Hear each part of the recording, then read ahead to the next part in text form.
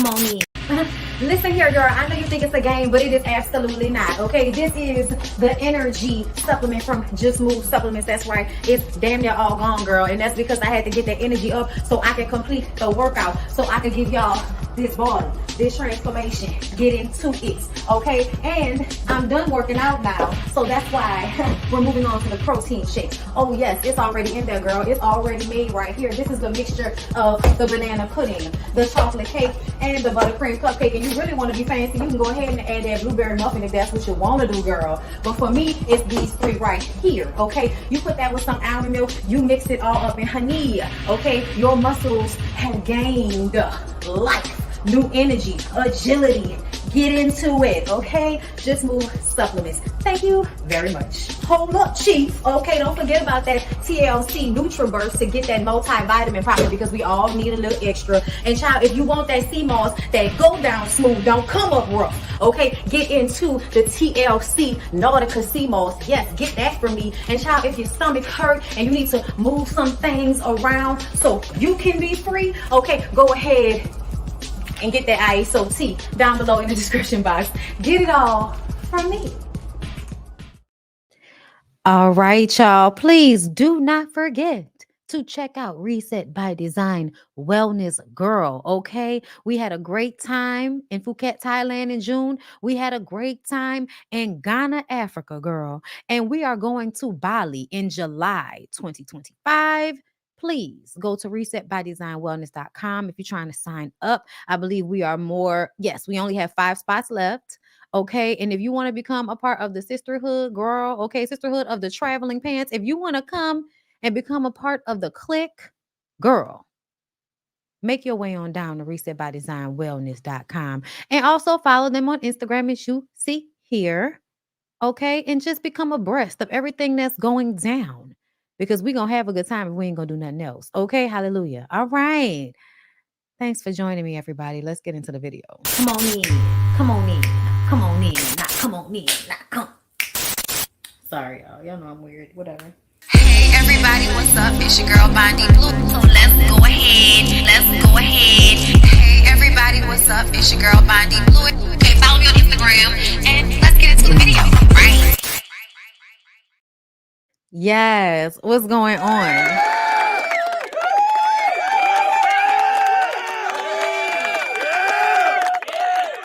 What's going on, y'all? I have on a hair wrap and lip liner, bitch. I'm ready to get into some things. All right. Y'all pray for us out here. Y'all know that I'm from New Orleans. I live outside of New Orleans, girl. Greater New Orleans area. We are faced with another hurricane, child. Listen to me. Listen to me. I am going to be able to sell my house in 2025. And when I tell you it's giving, I'm moving. It's giving, I'm moving. Okay. I'm not even going to try to keep property here. That's what I really wanted to do. But I feel like I'm going to just cut my losses. And I'm going to get because I'm tired of going through this. I'm tired, girl. I'm stressed out. I'm stressed out. Okay. We didn't know that this hurricane was going to be a hurricane or was even coming towards us until Monday. Today's Tuesday. That was yesterday. Sunday, this was not really a worry of ours.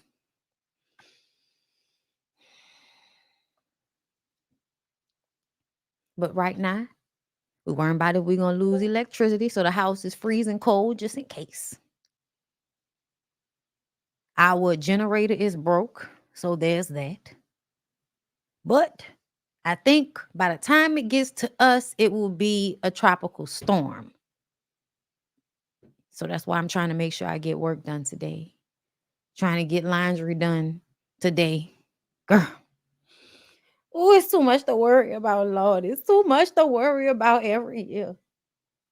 Okay. But I think we'll be fine. I'm telling y'all, for real. I think we'll be fine. I'm always watching. I'm always paying attention. I think we'll be fine. I do. Okay. So anyway, what's going on, girl? If you're here for the BondyBlue show, congratulations, girl. You're about to be entertained. Okay? So this is what we're about to get into.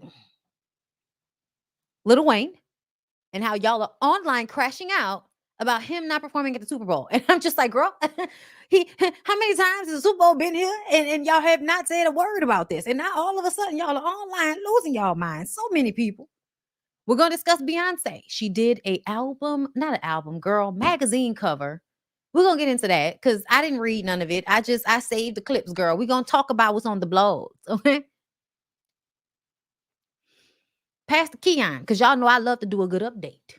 Jeannie Mai and the snowman, Jeezy. Okay, yes. I also want to look up this interview with Keisha Kior and Sierra. We'll see. Jennifer Williams, Akbar V, Rich Homie Quan. Okay, we got to discuss Rich Homie Quan, y'all. If you don't like the truth, please go ahead. When I get to the Rich Homie Quan part, please do me a favor and get out of my comments. Okay, go on ahead. Go listen. If you can't handle the truth, baby, this ain't gonna be the one for you. Okay. All right. We're gonna get into some other things. Jonathan Majors making good. Made the list again, girl. Made the list again. Diddy, Deshaun Watson, Brian Mcknight. Brian Mcknight. Okay, I can't listen. And Tyrese, baby. Tyrese, that's what we're getting into. I want to give a shout out to all of the girls out there that actually like to go and look up people's court papers and court documents. Shout out to y'all. Shout out to my girl, Jamie, that's me. She does this. And shout out to the attorney, Simone. Girl, is that legal? On YouTube, okay? Because when I tell y'all, I don't have the patience all the time. This is why I didn't become a lawyer. Girl, I wanted to become a lawyer. But when I saw how much paperwork them people got to read, I said, girl, I don't have the temperament for this. I can read a good book, girl. Okay? But when it comes to all of this paperwork that y'all got to do with these girl. So I'm going to let y'all do it. I'm going to scan it. And then I'm going to give my commentary based on what y'all said because I trust y'all. Okay? But I'm telling y'all right now, I'm not going to always be doing that. Girl, I said what the I said. When we get to Tyrese, okay? I said what the I said back then. And I said now, Tina Marie, girl, where you been at? I ain't seen you in a minute in my comments. What's going on, girl? It's been a minute. Shout out to you. Okay? Richard, thank you so much for the super chat. Love you too, baby. Okay, now listen. We're about to go ahead and get into the thing. And I would love for y'all to like the video and subscribe to my channel and support what I got going on, girl. Listen, if you remember, I did Love and Marriage Huntsville and Love and Marriage Detroit already. Patreon, YouTube, website people. If you want to become a paid member of my channel, you'll be able to see all of my content, okay, that I come out with. And I do a lot of my TV show reviews behind my paywall now because y'all not finna stress me out. Okay. So Love Marriage Huntsville, Love Marriage Detroit. Okay. Love Hip Hop Atlanta behind my paywall. Okay. Amongst other things that I like to discuss, you know, a lot of times they'll get it first and y'all get it after most shit didn't happen and I'll come and talk to y'all about it. You know what I'm saying? I appreciate everybody who supports me. Thank you for the super chat. Janoria James. Janoria? Is it Janoria James? Okay, thank you, girl. Listen, I'm not going to always get these pronunciations right, but I love you for real. Okay, like motherfucking Monique. All right. Lil Wayne. It all started here, I believe, 2 days ago. Lil Wayne's engineer seemingly reacts to the news of Kendrick Lamar headlining a Super Bowl here in New Orleans in 2025. Confused, disappointed, angry, but most of all, inspired. We'll never again be in a position or have the GOAT in a position where we are at the mercy of someone else's decision. We will make the decisions. Does that mean you're about to become a part of the NFL people? Are you about to become a part of the committee? Is that what you're going to do? I'm just wondering. That's what it feels like. It feels like you saying you're going to become a part of the committee? I don't know, y'all. But his engineer jumped off the porch And then everybody else proceeded to do the same thing. Okay, everybody, hold up. Not this one, not yet. Girl, not yet. Not yet. Hold up. Here we go. Nicki Minaj, okay? Nicki Minaj, all the people that are now jumping on said bandwagon. Master P speaks on Kendrick Lamar's upcoming Super Bowl halftime performance, says Lil Wayne should be a part of this celebration as well. Nicki Minaj denying a young black man what he rightfully put into this game for no other reason but your ego, your hatred for Birdman. Drake and Nicki got you punishing Lil Wayne. Lil Wayne, the GOAT. Nola was good. Eminem stood firm on having 50 Cent come out. A white man. Shit sad. House nigger tings. But it's good for them. No loyalty? Welp. Then niggas will keep sunning you. Hashtag DTLR. Hashtag Gag City DC. Laughing my fucking ass off. Good ass fee. De galue. A good ass for them. Okay? How Nicki felt about it. Okay? Tried to tell y'all, but y'all wanted brunch.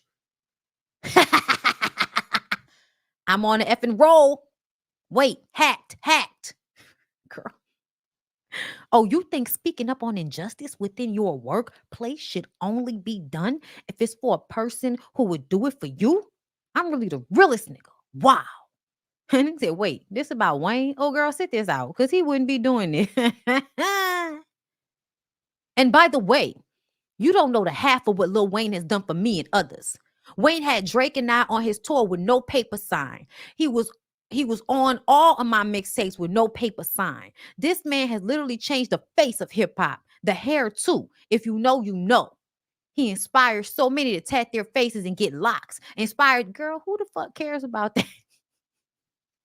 She said that shit like that really did something for the community, for everybody to, get tattoos on their faces and do freeform locks. Inspired your face to want to be a great MC. He never was in this for money. It's always been for the love of the music. Girl, please.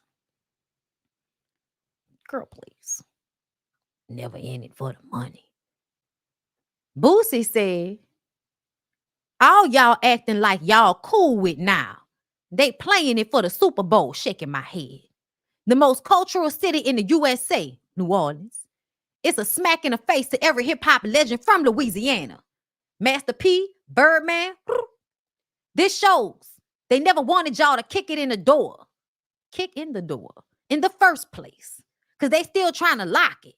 Super Bowl 22 was in Cali, and Cali artists was allowed to do their thing. And it was a great show. But now it's in Louisiana. No Louisiana legends can't do their thing. Hashtag I don't respect it. That's what Boosie said, right? Reginae, of course, she gonna speak up on her daddy behalf. That's what she do.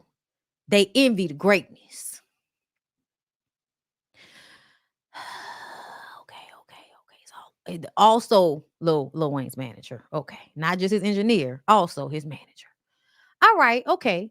So for me, as a person from New Orleans, I felt like y'all was jumping off the porch and I didn't realize when it got that deep.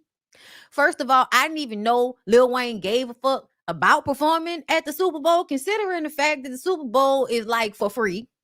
Lil Wayne don't really like doing big performances. If you've ever seen him perform, Lil Wayne is a very grassroots type performer. He walk out there. He may remember his lyrics. He may not, but we just happy to see him. You feel me?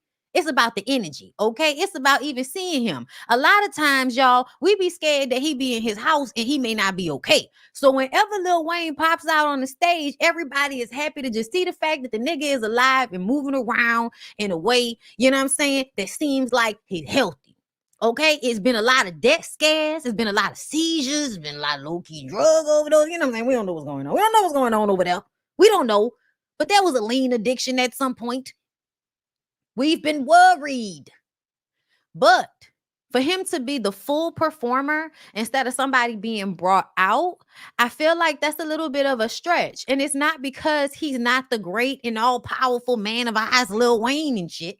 But because he doesn't put that much effort into his performances in comparison to somebody like Kendrick, who also just had the biggest song of the summer.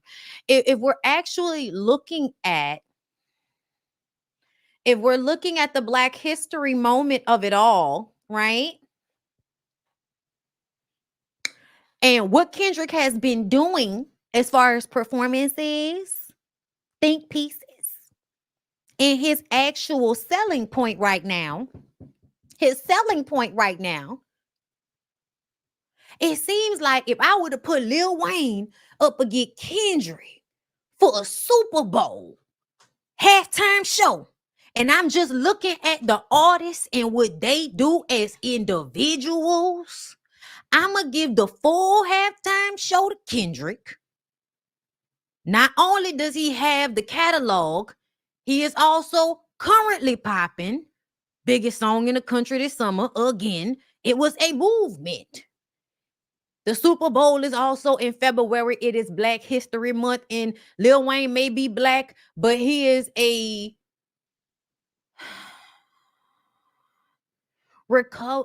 Republican capitalist. Like that's where he's at with it.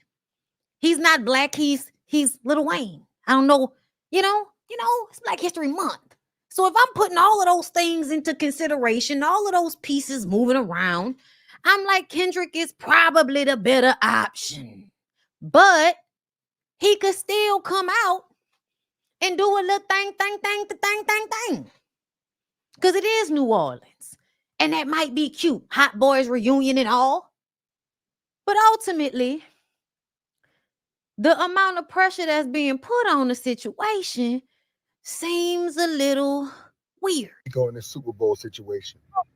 To me, Look, I'm mad about the situation just like y'all, man. But, you know, my hatred is toward the NFL. You know, not really the people that booked the halftime show. I'm mad at the people that hired the motherfuckers that booked the halftime show. I feel like y'all should step in. Y'all done threw 11 Super Bowls in New Orleans, man. Y'all have yet to put a hip-hop artist from New Orleans on the damn Super Bowl. Sure, y'all have put artists on the Super Bowl back in the days. Al Hurt and the list goes on. Not too many. You know, I feel like every time y'all come here, y'all should have somebody from our city on the shit. But this time it really hit hard when you don't have Lil Wayne on the show. I don't see how the fuck y'all don't have Lil Wayne doing a halftime show. Somebody that has a whole bunch of fucking hits and somebody that really deserves it and somebody that can bring out multiple artists of all genres. Think about it. So this goes to you, Roger. So bring out multiple artists of all types of genres. You know why? Because it's giving Kendrick might bring out Wayne, but that don't mean he gonna bring out the Hot Boys.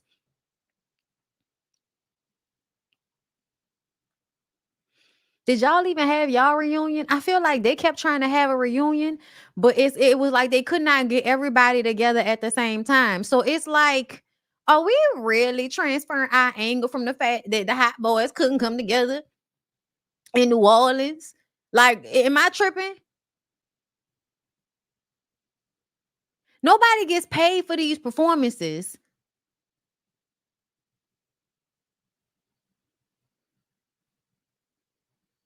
They finally doing the reunion. They gonna bring all of them back because I feel like they tried for Essence and they couldn't make it happen. I don't know, y'all. This is something I'm listen. The New Orleans people can sometimes like be mad about stuff, you know, and it could be unrealistic in my mind. I'm from here, I'm us, but it's y'all right now. They're doing it for Lil Wayne Fest in November. Oh, so they're waiting until Louisiana Fest in October to do it. So Wayne said, I ain't doing it for Essence, but I'll do it at my concert. Let's do it for my concert instead. That way we can have people paying to come to my, okay. I'll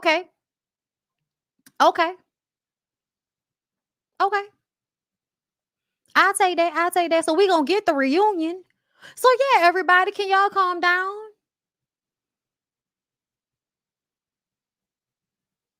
Can everybody calm down? Yo, I don't think y'all know. I don't think Drake and Wayne are getting along right now.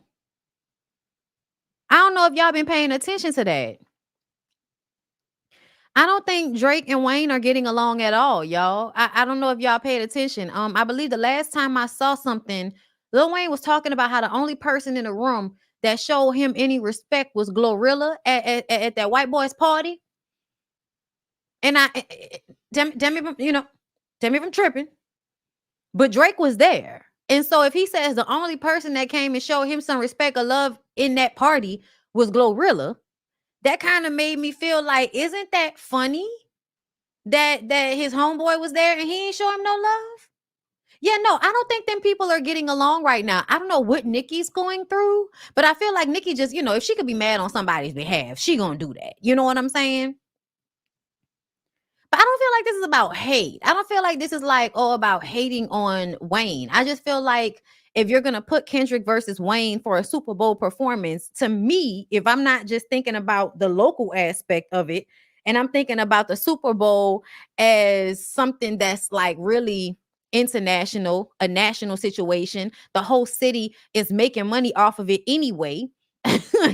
Like, I don't know. I feel like I would absolutely be choosing Kendrick under these circumstances. And that's not because Wayne is not a great artist, but y'all was online crashing out. Y'all made it about Jay-Z. Y'all made it about Beyonce.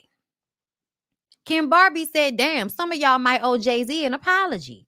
Apparently, the hosting city makes the final decision on the halftime show performer. And I bet you any money what New Orleans thought about was how big Kendrick Lamar has been and how people will more than likely come from out of town to see Kendrick versus Lil Wayne. Because people are going to come from out of town to see Lil Wayne in October. So why would they come back for the Super Bowl to see Lil Wayne again when instead we could have Kendrick and have people coming in to see Kendrick? Because there's not going to be another time when they're going to see Kendrick here in New Orleans.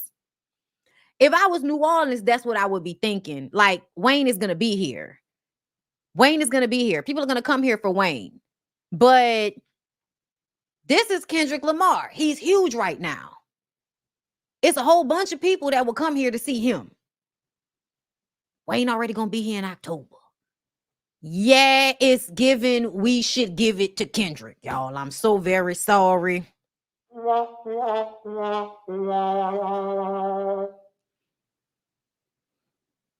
I'm sorry, New Orleans people. I love y'all.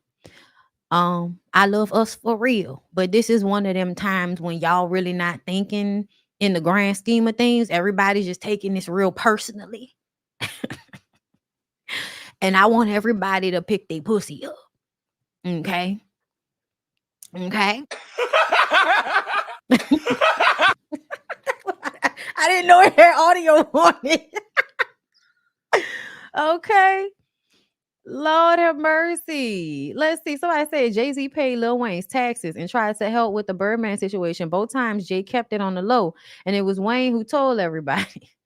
But y'all gonna swear up and down that Jay-Z is hating on Lil Wayne because he doesn't like Nicki Minaj and Drake, even though we know Drake. I feel like Drake and Wayne ain't even getting along right now. Yeah, I don't think that was right. Everybody should calm down, okay? I think everybody should calm down, okay? I think everybody should just calm the fuck down, okay?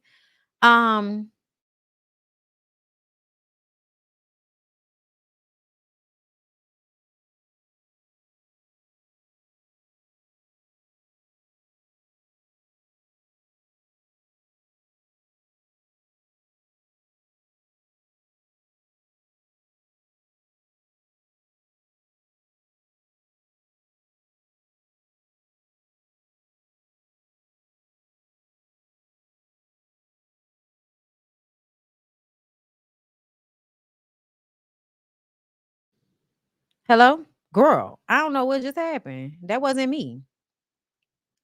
Can y'all hear me now? Okay, listen, Beyonce. It's the weather, y'all. I think that's something with the weather. Can y'all see me? Am I showing up clearly to y'all? Because I know I was talking and I wasn't on mute. And then it just muted itself and gave me an error.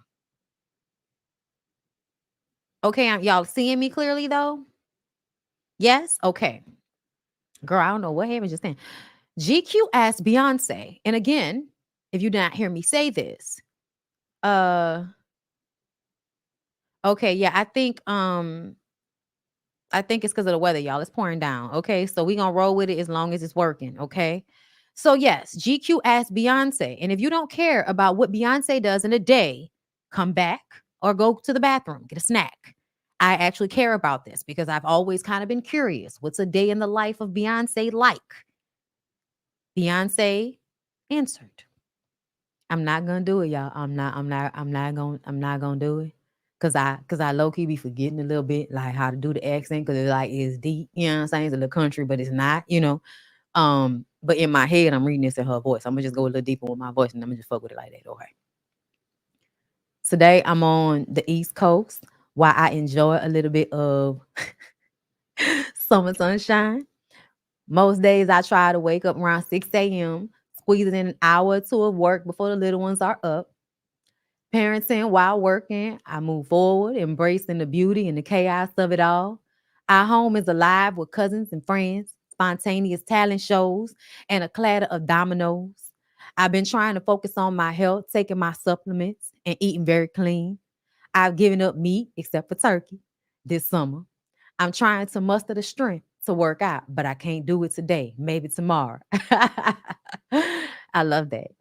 I love that, y'all. I love that. Like everything that she said, I was like, all right, bitch, that's like a regular day. I love the fact that she was like, I don't feel like working out. Because, girl, that's how I be feeling some days. Because sometimes you got to listen to your body and your body be like, sleep. And I've been listening to my body a lot more. So some days, if I had something planned and I just really want to sleep, girl, I sleep. Hallelujah. It's going to be hard to do my workout after I finish this live, girl, because the way this rain is beating, and I feel like the electricity gonna stay on. I feel like I should get some good sleep right now. But anyway, GQ then asked, what is currently inspiring you in music and film? What's the best thing you've heard in 2024? I love, hold on. I love and respect all the female singer-songwriters who are out right now. Bray, Victoria Monet, Sasha Keeble, Chloe and Haley, Renee Rapp. I love Doechii and Glorilla. I just heard that Mexican OT. He's from Houston. He goes hard. I really like Please, Please, Please by Sabrina Carpenter. And I think that these sacred souls in Chappelle Roan are talented and interesting.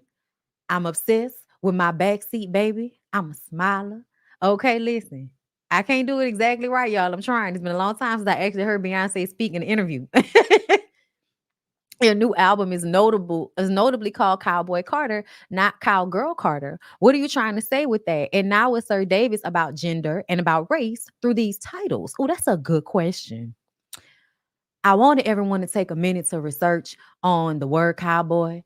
History is often told by the victors. In American history, it's been rewritten endlessly. Up to a quarter of all cowboys were Black. These men faced a world that refused to see them as equal, yet they were the backbone of the cattle industry. The cowboy is a symbol of strength and aspiration in America. The cowboy was named after slaves who handled the cows. The word cowboy comes from those who were called boys, never given the respect they deserved. No one would dare call a Black man handling cows Mr. or Sir. For me, Sir Davis is a sign of earned respect. We all deserve respect, especially when we give it. All right, Beyonce, come on, girl. You better tell us. You better tell us what's going on in the history. I love that. Let me tell y'all something. As much as we talk about Beyonce being a capitalist, you know what I'm saying? Because like what you gonna do in this system, girl? We're all capitalists in this system. But sometimes, girl, it did just really do be like, oh my God. Like, girl. Okay. But what I will say is I love the fact that Beyonce uses her money for her own personal betterment, uses it for further education, uses it for traveling. Like in comparison to some people that have money and have never been outside the Caribbean islands or America. Okay. People who don't read, who don't research, who don't use their money to extend or evolve them as a person. So shout out to Beyonce and Jay-Z because that is very much reflected in their music. that their money has been used to further their intelligence, their knowledge, not just about, you know what I'm saying, money and cars and lifestyle shit. It's also about the mentality that they're creating over there. And that also bleeds down into their children. And as much as y'all don't like Will and Jada, I feel like Will and Jada were also a Black couple in Hollywood that seemed to take a specific interest in furthering their understanding of things that they did not have access to when they were younger. And they've imposed that on their children. And I think their children are sound human beings. Like, I think Willow and Jaden are great kids, very talented, very steadfast, seem to be responsible, maybe weird, but still, you don't see them being pulled into no police cars. Do you understand me? Okay. So I just wanted to point that out. Your reputation as a perfectionist precedes you. We see and hear it in the finished version of everything you release, and you lean into this narrative in documentaries like Homecoming and Renaissance. But is there a point where that reputation is a burden or even a prison? Do you ever feel personally overwhelmed by the weight of expectations set by the highs of your previous work? I create all my own pace. Okay, hold up. I create in my own pace. I'm trying to get the opening in the back of my throat. Okay, because that's what it is. Beyonce got like the back of her throat is open, girl. That's being a great singer. It's creating that space in the back of your throat. Okay. I create my own on my own pace, on things that I hope will touch other people. I hope my work encourages people to look within themselves and to come to terms with their own creativity, strength, and resilience. I focus on storytelling, growth, and quality. I'm not focused on perfectionism. I focus on evolution, innovation, and shifting perception. Working on the music for Cowboy Carter and launching this exciting new project feel nothing like prison nor a burden. In fact, I only work on what liberates me. It is fame that can at times feel like a prison. So when you don't see me on red carpets and when I disappear until I have art to share, that's why. All right. Our girl letting us know I don't like all this all the time, which I can totally understand. Having just released your 8th album, when you step back and look at the breadth of your discography, what do you see? What do you hope to see when it's all said and done?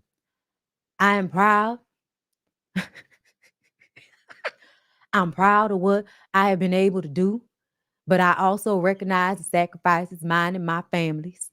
There was a time when I was pushing myself to meet unrealistic deadlines while not taking the time to enjoy the benefits of why I was working so hard.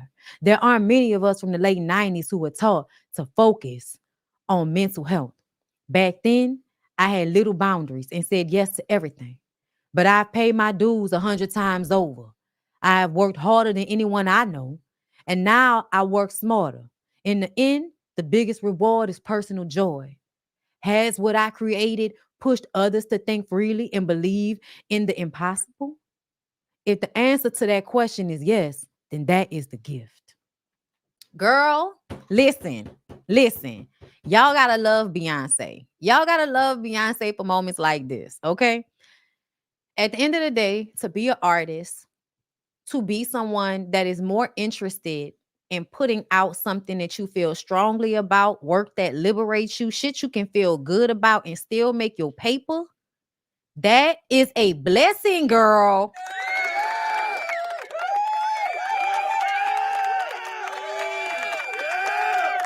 And with that being said, let me tell y'all, them Caucasian people don't give not a damn. Beyonce had not received a single nomination at this year's Country Music Association Awards. Can y'all believe this? Can y'all believe this? If Taylor Swift had come out with an album that performed in the exact same manner, she would have cleaned up. Do you hear me?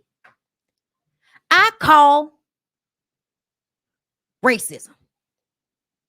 I call racism. This is them saying, we don't give a fuck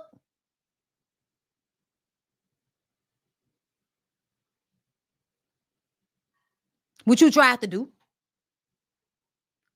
We decide who gets awarded and nominated over here. And it ain't you, gal. Well, that's the Caucasian people for you. Also,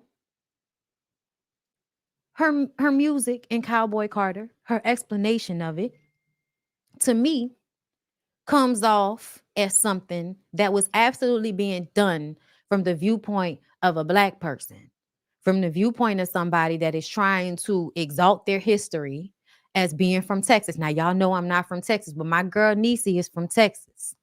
And the way my girl Niecy get down with the cowboy thing and them going to the whatever, what is it called, y'all? The word is escaping me, but y'all know what I'm talking about, where they go and ride the horses and shit. I'm from Louisiana. We ride horses and shit. We know about cowboys, but it's not like the Dallas people, okay? It's not like the Houston people, the rodeo. Thank you. We don't have rodeos like that down here. But essentially, to see the way the Black people are involved in the rodeo in Texas, I feel like she is uplifting her culture. That's where she's from. And she should be doing that. Just like she got some of her family from Louisiana. She came down here and did, the Creole thing for us. Okay, now we're going to go over here to the Texas part. And I'm going to talk about this part of my culture. I like all of this. It's personal. And I like that because for the longest, my biggest critique of Beyonce was the fact that a lot of her music was somehow impersonal because she wasn't really writing her own music like that. She's still not really writing it like that. But now all of the projects that she does are about her own shit, her own history, her own family, however she's feeling, what she's learned, what her spirituality is now. Like, it's coming from an internal place. Even if she's not necessarily writing all the music, the choices in the project is centered around her and what she got going on. And I appreciate that because that was always my biggest critique, is that there was a lack of genuineness in her catalog as it pertains to, having music that's personal. For instance, Mariah Carey writes all of her music. That's why Mariah Carey is rich the way she is. Writes all of the music. Even when Solange came out, there was an obvious comparison in a way. Beyonce is a A-list pop star, and Solange is an artist that is writing music from a space of, eccentricity. Y'all know what I'm saying. Yes, and people feeling like Beyonce is not relatable. Absolutely, that's another part of it. But I appreciate the elevated art form and somebody that puts a lot of work. And I've always respected her work ethic because people don't remember in the 90s, people did not like Beyonce. It's crazy. It's not crazy. She worked for this fandom, but just the juxtaposition between growing up in the 90s and remembering how people could not stand her in the 90s because they felt like she was always putting herself in the middle. She was always, promoting herself as the main singer of Destiny's Child, even if people felt like she did not deserve to be in that spot. But what you see is that Beyonce was in that spot because of her work ethic and how bad she wanted it. You know what I mean? And so now at this point, I feel like it's somebody that has had a first row seat to watch her grind this shit out to this point. She's very much deserving of this energy that people give her as it pertains to her work ethic and how hard she pushes herself to give top quality of anything that she does. You have got to give that to her. Okay. So yes, I do feel that this is something where y'all just really don't want to recognize her, even when she was willing to slightly whitewash her image. And I wanted to say that too. That even though I recognize when you actually do deep diving into what Beyonce was trying and wanting to portray, she also was very talking out of both sides of her neck with this project because it very much gave a whitewashed image of her in comparison to previous images of her. The hair color, the way she's styling herself. Yes, it's a representation of the cowgirls and cowboys in Texas. Yeah. But also, it very much was given, white people, if y'all can like this, y'all should like this. White people, if y'all like seeing Black women look a little less Black on horses with American flags and their ass out, this is for y'all too. If y'all love a good Dolly Parton remake, this is for you too, white people. And I can't be mad at her about that, because essentially you are trying to give your music to people that just aren't in your fan base. You're trying to give it to everybody. You're trying to give something to everybody that can be in your fan base. And that includes racist white people that love to see black people perform. Okay? Motown is one of the most loved acts of music across the board for any race of people. White people, Asian people, Latino people, they all love Motown era black music. Literally the time where black people are dealing with the most racism in this country and the most loved moment of their music. So yeah. I paid attention. I don't care what y'all said. When she first released that album cover, I said, what the fuck is this? I said, what the fuck is this, Beyonce? I feel scared.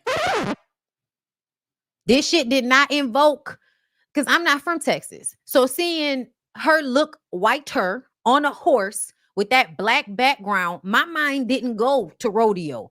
My mind went to white people outside black people houses setting shit on fire with American flags and all. Like, my mind went to like Malcolm X, bitch, I'm a man. Like, my mind went somewhere else. Okay? And I got to be real about that. I got to be real about that. And that's why I said sometimes it's like, what's going on here? Is this a contradiction? You know what I mean? But I also feel like that's because no matter what, you're still trying to sell. All right? Now, that's my commentary. I still love Beyonce. I want everybody to be clear. Okay? Now, let's move on. That's what I had to say about it. That's all I got to say about it. Now, let's move on to Pastor Keon. It's an update, people. It's an update. Let's hear what he had to say. Is that a Gucci polo? Oh, my God. Oh, bitch. Church money is good money. I wonder how much of it is going to the building fund. I wonder if Shawnee Burke bought the shirt. I don't know. Let's listen.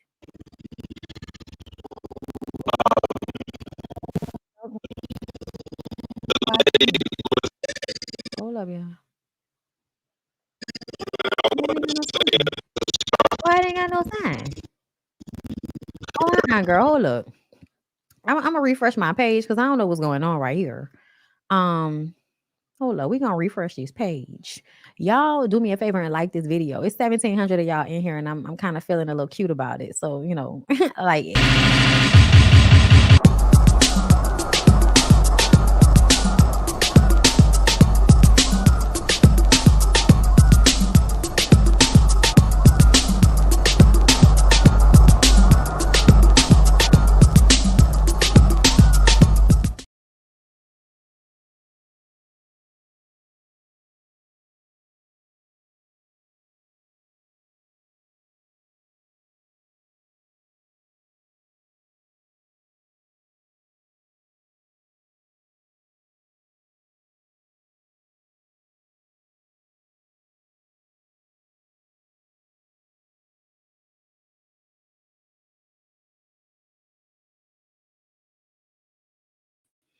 All right.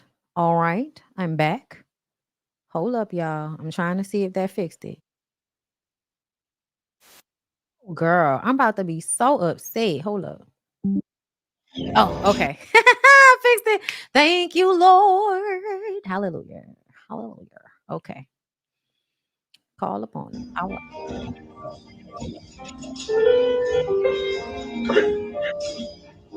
Natalie, give me her.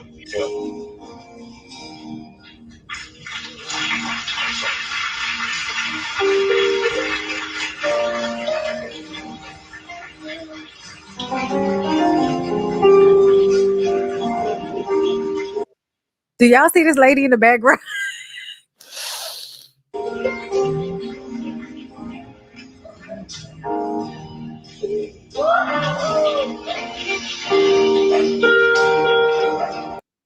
Girl, is that a scarf or is that the color of her hair? Oh, not a screaming in his ear, girl. Bitch, hang it up. Hang it up.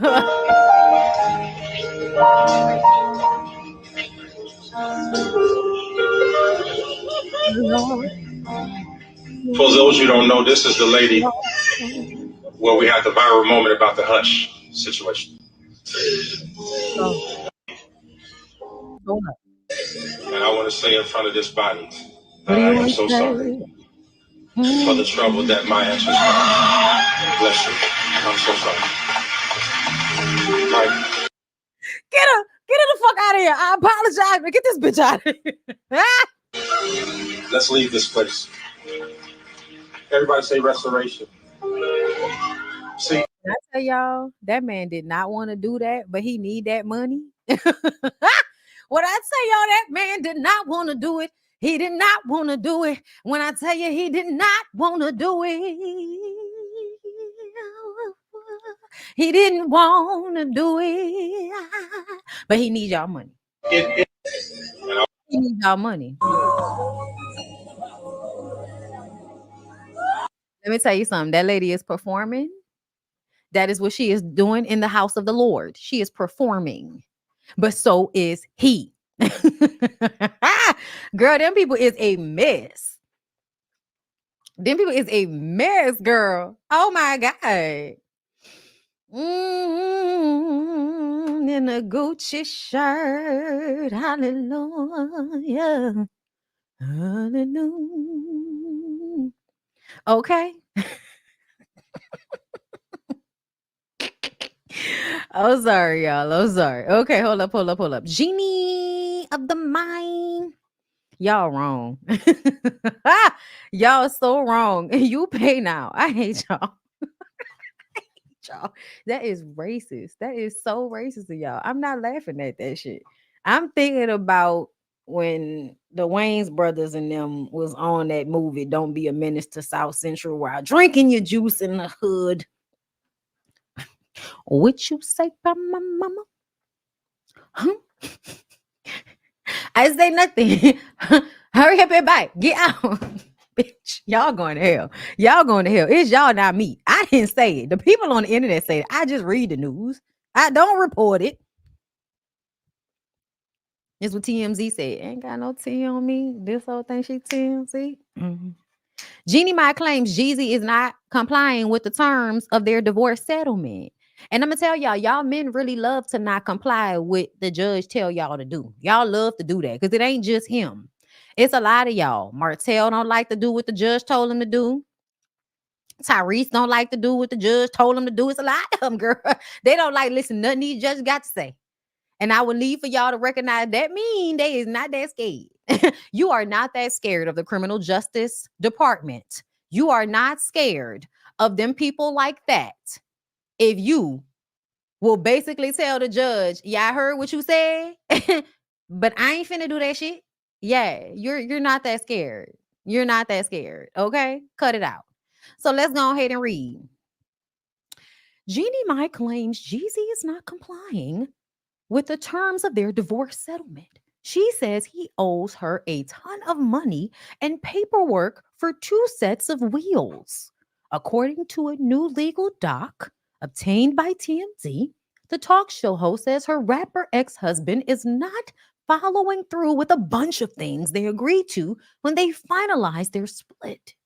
Jeannie says their divorce settlement calls for Jeezy to pay her for daycare costs and school tuition for their child, deposit at least $500,000 in an interest-bearing account for the kid, transfer the title of 2 cars, and cover 4 months of her rent. Thing is, Jeannie claims Jeezy failed to follow through on these things, and she says he's ghosting her and hanging her out to dry. In the docs, Jeannie claims Jeezy already owes her $4,000 for tuition and childcare costs. She says he hasn't given her access to the $500,000 account he was supposed to set up for their daughter. As for the cars, Jeannie says their divorce settlement called for her to walk away from the marriage with a 2021 Range Rover and a 2022 Ford Bronco. But she says Jeezy has yet to transfer the titles over to her, preventing her from being able to insure the vehicles and delaying her ability to have the Bronco shipped from Atlanta to Los Angeles. Jeannie also claims the divorce settlement calls for Jeezy to cover her rent for May through August, but she says he's yet to reimburse her and owes $92,417.39 for nearly 4 months of rent payments. TMZ broke the story. Jeannie and Jeannie finalized their divorce June 11th, and the settlement was put under seal. As such, this is the first peek into their agreement. Jeannie says her lawyers have tried to get Jeezy to follow the terms of their settlement by going through his team, but she says his side stopped responding in July. And now she's asking the court for help enforcing the settlement. She wants him held in contempt and is going after him for what she says he owes, plus interest. Get your money. Get your money, girl. 92,000 for 4 months of rent. Yeah, what do y'all think she lives? What y'all think she living in? What y'all think she living in? Like, these are famous people. These are famous people. Okay? Listen. I know that everybody is going to want to argue this because whenever it comes to Black men being financially responsible for children when they are no longer hunching on the mother, it's just such a hard pill for everyone to swallow. But he didn't even pay her for half of the child's tuition. He didn't even pay for the tuition, y'all. I'm just saying, y'all, like, whoa. I mean, but at the same time, as we've all said, same Black man, Jeannie Mai. Same Black man, adding a little seasoning to the dick. Okay, it can sometimes be a headache. It can look, all the good dick, it's not worth the headache. That's why you should have kept it on the side.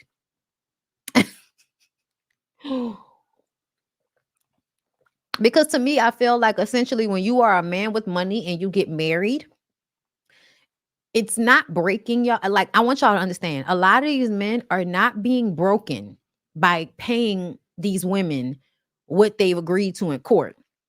It's not breaking them. It's breaking you when you're broke and of course trying to get you to pay the few $100 you're supposed to pay. Yeah, that's so hard on you. Your life is different.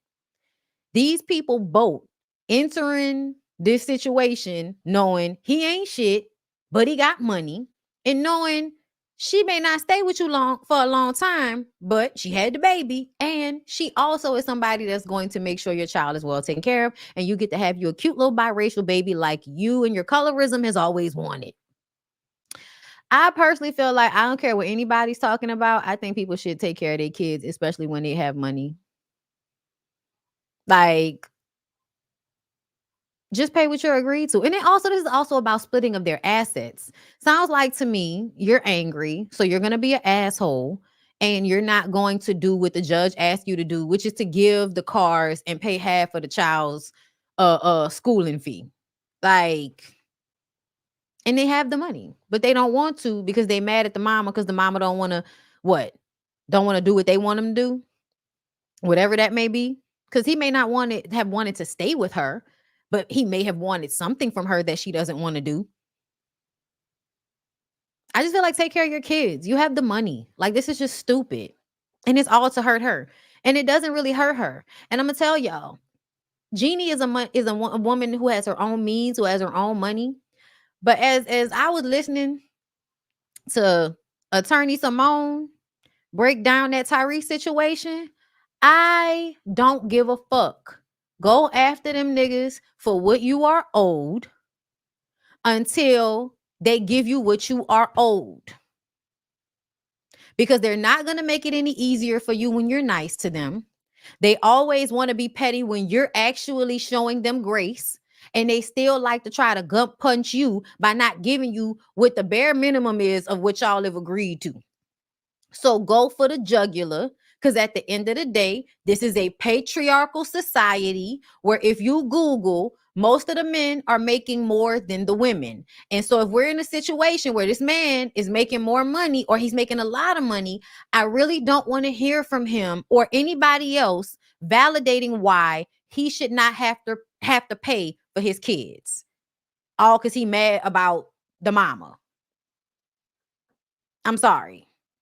Now, me personally, I'm the type of woman that I honestly probably, and niggas would, ain't shit ass nigga probably would love me. Because my impatience would just be like, if we're going to go through this, Give me the parent rights, give me my parental rights, and you don't have to give me anything. Take your name off the birth certificate. She's not your child. She doesn't have your last name. Matter of fact, act like you ain't never met this fucking child. Act like you ain't never met me. You can keep it all. You can keep it all. But leave me and my fucking baby alone. Don't ask to see her. Don't ask me for nothing. Act like you ain't never met me before. If we can have an agreement like that, a bitch like me will be fine.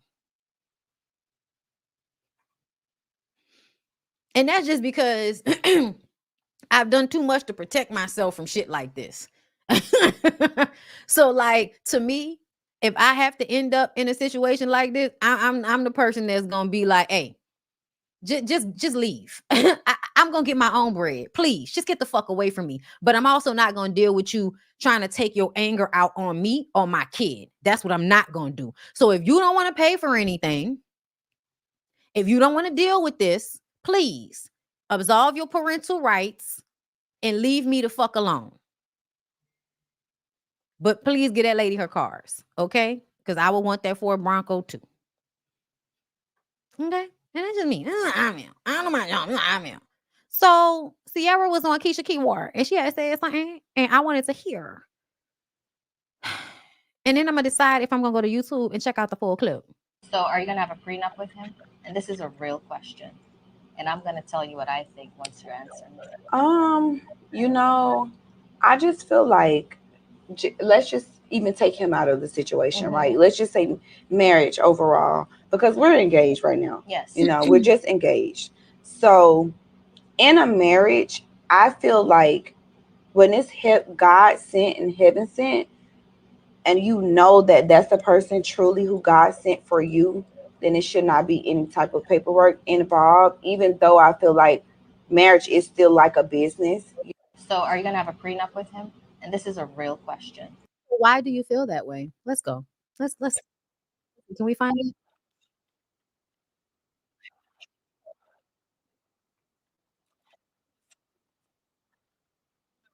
Hold up.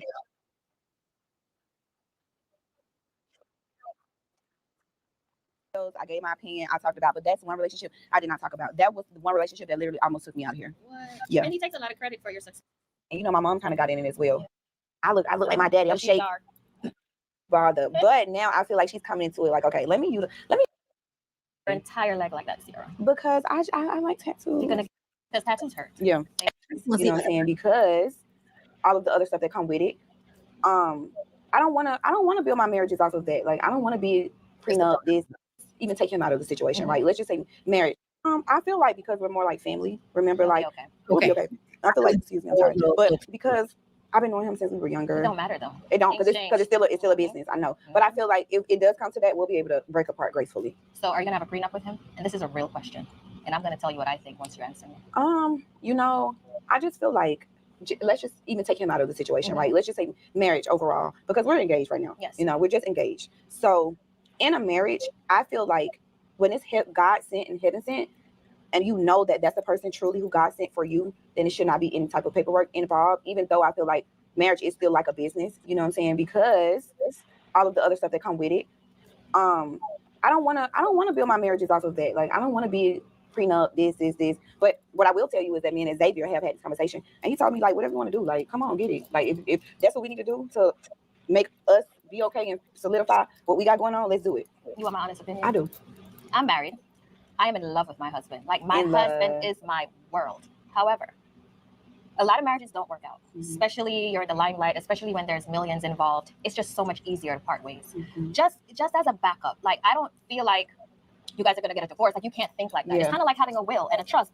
You don't want to die. You don't think you're going to die, but God forbid it's going to happen one day. You have to set yourself up for that because you don't, and it's not about Xavier. It's just about life. You don't want to marry someone. Let's just say, hypothetically speaking, you go into marriage with $1 million. Your husband comes in with $100,000. Now you're divorced, you lose everything. It's not smart. It's not worth it. But don't feel like, oh, I'm going to have him sign a prenup. I don't love him. Or I'm setting up myself to fail because I'm putting this out in the universe. No, it's just you have to be smart. You have to be smart about things in life. If that's the case, then why would you have do you have a trust? Why would you have a trust? But you know what? I'm really a girl's girl. Like I really enjoy like conversations like this. I'm for the girls. Sometimes you need advice. You need advice. You need advice. I didn't know what to do either. I love that. And I really appreciate you giving me that advice because in life you go on and it's like, okay, you think you know it all, but you don't. It's a safe net. It's a safe net. You're right. It's a safe net, and sometimes a prenup might keep you together. Yep. Because it's like, I ain't gonna get shit anyway. You might as well say yeah. Exactly. I'm telling you, it works both ways, and it's you could be dating a guy that's worth more than you, and he want a prenup. Now you're offended. People get offended. Yeah. Did you see the episode with Candy and Todd when she wanted that prenup? No. You never saw that? I never seen that. Todd had to sign that prenup the day of the wedding because he never signed it, and Candy was like, "You're gonna sign this prenup," and I felt bad for him. But she's right. She's right. I've built this legacy for all these years. I cannot just walk away and give it to you. And nowadays, men, they want spousal support. It's not like back in the day, honey, where you just get everything. Nah, I saw Beyonce's mom husband. He wants money from her. They want money from the women now because a lot of women in the relationships are the breadwinners nowadays, unfortunately. Yeah. That's what's happening. Yeah. So that's my advice. No, thank you. Thank you. It's not unfortunate. It's not unfortunate that women are the breadwinners. That should mean that the women should be dictating what's going on with their money, meaning that to me, you are in the better position. You can say what you want to about men having to pay child support and all of that, but men are still in the better position when they're the ones with the goddamn money. Like that doesn't change the fact that he's the one that has the ability to make the most money in the situation. You know what I'm saying? In most situations. Now, when a man has been a stay-at-home dad or some shit like that, I feel like you should have to do the same thing that you would do with a wife. I do. But essentially, I still feel like if a woman has like almost died to have a child, you still not putting in the same amount of physical labor and work that I put in on top of the fact that I'm making the money. Like I really shouldn't have to give you anything if you're the man in this society and I actually went and had the baby and I'm the one that got the money. Like that just seems like a lot to me. I'm just saying, me personally. I also feel like they should have a prenup, because they're entering into the situation with her already having this corporation. And honestly, child, if I had a whole bunch of shit, I would have had a fucking prenup too, because it would have just been to stipulate, hey, we gonna cut it down the middle. You get this, you get this, you get this, you get this. And then if anything happens, we don't have to argue about it. You know what I'm saying? But I also feel like I don't know if Ciara said if she was gonna get one or not, because it didn't really seem like she answered the question. But I also want to say that him saying that he don't care don't mean nothing to me. Him saying that, oh, I don't care, we could do it, we could not, that don't mean nothing to me, because a lot of times them niggas don't really be thinking about that stuff, especially if they're a street dude. If they're a street dude, they don't really give a fuck about none of that. They don't care about none of that because they don't think you're gonna leave. They don't think you're gonna leave, girl. They're not thinking about that. So even though I understand where Ciara, I really don't. I'm sorry. I don't understand where she's coming from when she says she feel like when God is heaven sent and God sent and all of that, that means you don't get a prenup. Girl, that's that fairy tale shit I be telling y'all about with Ciara. Ciara is always in fairy tale land, girl. And it's sad because that's not a good place for any woman to be in when you always in a space of acting like a damn fool over a man because you think it's a fairy tale. And it's not. I.e. Jennifer Williams' fiance, arrested a week before their wedding after violating probation. Neighbors get into this. Jennifer Williams definitely knows how to pick him. Her fiance, Christian, was just sentenced to 15 days in prison for violating his probation. This is all coming a week before their wedding. According to TMZ, he violated his probation by failing to pay the $12,500 in restitution and for traveling out of the country without permission. So y'all remember when he and Jennifer were on Carlos' show, he said he paid the restitution. Seems like that was a lie. Hold up, y'all. This shit too tight on my head. I can't take it no more. Hold up. Ooh, girl. It was too tight, girl. It's too tight. It's too tight. And with the headphones, girl, it's too tight. It's too tight, girl. It's too tight. All right. These are from Amazon, though, y'all. These are like that good stretchy material. I like them. It's too tight for these headphones right now, girl. Okay. I'm sorry to pop in y'all ear like that. I know a lot of y'all hate that. Okay. So back to what I was saying. Christian was taken into custody at Georgia's DeKalb County and apparently will serve 2 days and then be released. So he's out already. So that they can walk down the aisle. Their wedding is currently scheduled for September 14th, which is 4 days away in Paris. He was granted permission to travel out the country for the nuptials. Right after the wedding, he has to return to jail to complete his 13 days. They must have a good attorney. This is also crazy. Christian's probation stemmed from a 2018 case where he was accused of false imprisonment by an ex. He wasn't just accused. He was convicted of false imprisonment, and based on what he admits to, he did stop her from leaving, which is false imprisonment. Girl. So you still gonna marry him and then y'all gonna go back home and he gonna go to jail and he still hasn't paid? I wonder, did she know that he hadn't paid the restitution? I don't know if Jen has talked since this, but I'm absolutely wondering, and I'm gonna come to the comments. I'm wondering, did she know he didn't pay the restitution? Because he said he paid the restitution on Carlos' show. So instead of paying $12,000 in restitution, you paid for a $200,000 wedding?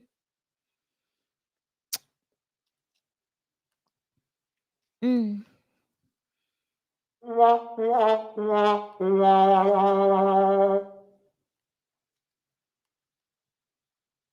It's giving stupid. It's giving dumb. I'm wondering what's going on. Girl, I'm wondering what's going on. I really did not care about this until now. Okay? Now I want to know. She paid. So she paid his restitution. Girl, I thought he had money and he couldn't pay the $12,500 restitution, even though you said he makes his own money.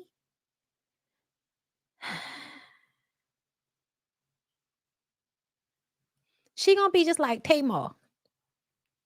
She gonna be just like Tamar on the internet telling us that we was all right all along and she should have listened. Hey, Scotty. What's going on, love? Hold up. Scotty, hold up. The chat is moving quickly. Scotty said Jen has been stupid though. So she's only being who she's always been. That's so true. So sad. So very, very sad. Thank you to Jail Slayer. Hey, Bondi. Speak the truth, girl. I'm going to do it. Thank you. Crystal Gale, thank you for becoming a member. Scholarly Talk on Life was going on, Dr. Elizabeth. Thank you for being a member of my channel as always. Glad to catch a live on my birthday. Happy birthday, y'all. Listen. Shout out to Dr. Elizabeth because she is always hooking me up on my birthday. Thank you so much. Happy birthday to you.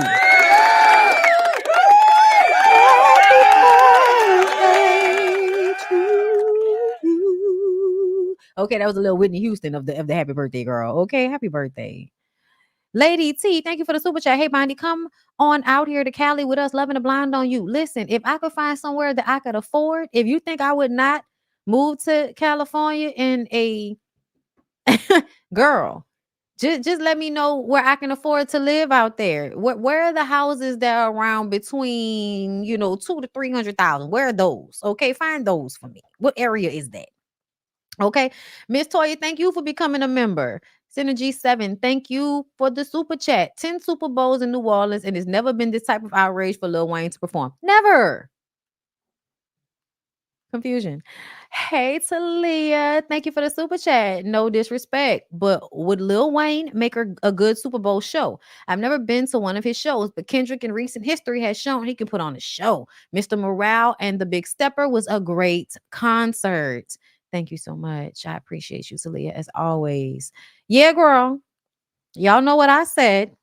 Okay, so let's move on because y'all know we have more to cover. Now, this is the moment where I want everybody to collect themselves. If you are about to be sensitive about Rich Homie Quan, okay, if you are going to be sensitive and not want to accept the truth because this man made good music and he is now deceased, please click off of this video. Don't waste your time cursing me out in the comments. I said what I said about the situation. Okay? Now, I wasn't even going to talk about this at first, but I feel like there's some weird shit going on the internet where y'all try to act like people who have had overdoses from fentanyl aren't usually drug addicts. Okay? And just today, Rich Homie Quan's brother was on the blogs. Apparently, he said to add more to the story. Hold up, y'all, because I'm trying to find the original. I thought I had saved the new one from today. But his brother added to the original story about Rich Homie Quan's passing and how his girlfriend / baby mama found him on the sofa. She thought that he was sleeping. Unfortunately, apparently, and I'm not playing this, y'all. I'm not playing. It's a 911 call because I don't feel like that's necessary for anybody to bring that up. But either way, she thought he was sleeping. She dropped the baby off at school, got back home, saw him in the exact same position, called the police, and that's how we found out that he had passed. The brother came out today and said he saw Rich Homie Quan passed out with food in his mouth the night before, like in the morning, the night before. And then he picked Rich Homie Quan up and put him in the bed or on the sofa. Okay, let me hear it. Here it is. His brother told police that when he came home around 3 a.m., he saw Rich Homie Quan asleep on the kitchen floor with food in his mouth. He was on the floor with food in his mouth. You thought it was unusual. However, you just lifted him up and put him on the sofa. If it's unusual, why wouldn't you have called the police?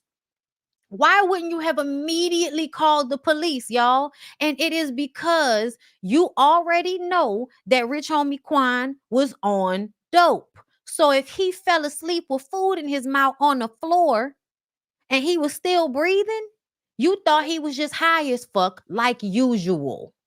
And so what you did, you put him on the sofa thinking eventually he would wake up. This is what I'm assuming.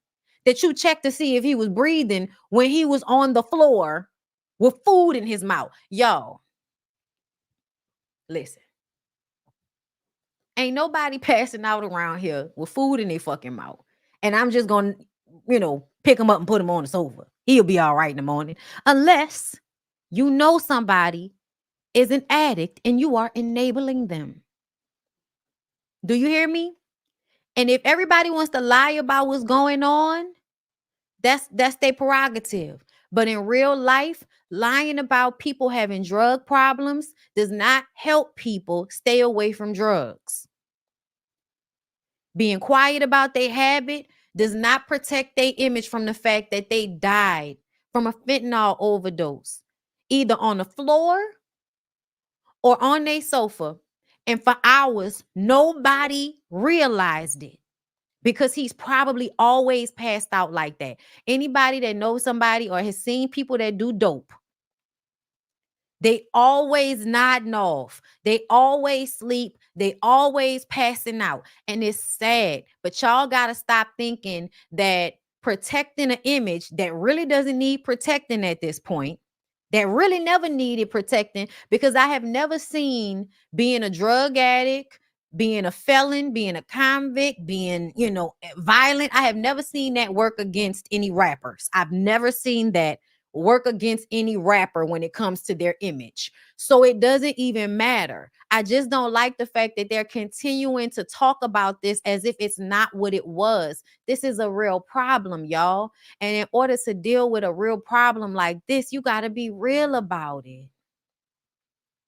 Right. Like, could they have possibly saved him if they were being real about what was going on instead of kind of like turning a blind eye and enabling it? And it's in no way to shit on them people, because I'm still wishing them, healing, because this hurts when this happens. But y'all got to be real, man. Stop getting up here on the internet talking to us about this shit like this is not what happened. You know what I'm saying? Like, this is, and I bet y'all any money. That not being popping anymore is depressing. And how a lot of young Black people learn how to deal with their depression is by drug use, especially if they was already into drugs in a recreational way. And once they stop having, once they stop having the money, once they stop having the hits and the fame, whatever that looks like for them, there's a level of depression. And when you don't know how to deal with that shit healthily, it will turn into a habit. But when you still the breadwinner in some type of way, when you still are that nigga in your household, people are scared to say something. They're scared to intervene, and they just let you self-destruct. And it's sad. And I feel like we can have empathy for them and still be real about what happened. You feel me? And so that's why, with that being said, y'all, R.I.P. to Rich Homie Quan, but that's why I don't like when people like Akbar V want to come out and do all of this, as she would say, pump faking on behalf of some black man's image. So Akbar V decided she wanted to come out and speak on the fact that Erica Banks had posted videos of her and Rich Homie Quan when they were together. And a lot of people felt like, oh, this is very clout chasey. But in real life, when somebody's friend, someone they slept with, even an ex, passes away, people will be hurt, and then they will post videos, pictures of them when they and that person were in a good space because the person has now passed away. And for me, once a man is dead, I don't think it's necessary to be mad about the fact that he had hoes out here. Everybody know he had hoes. There's no need to be upset.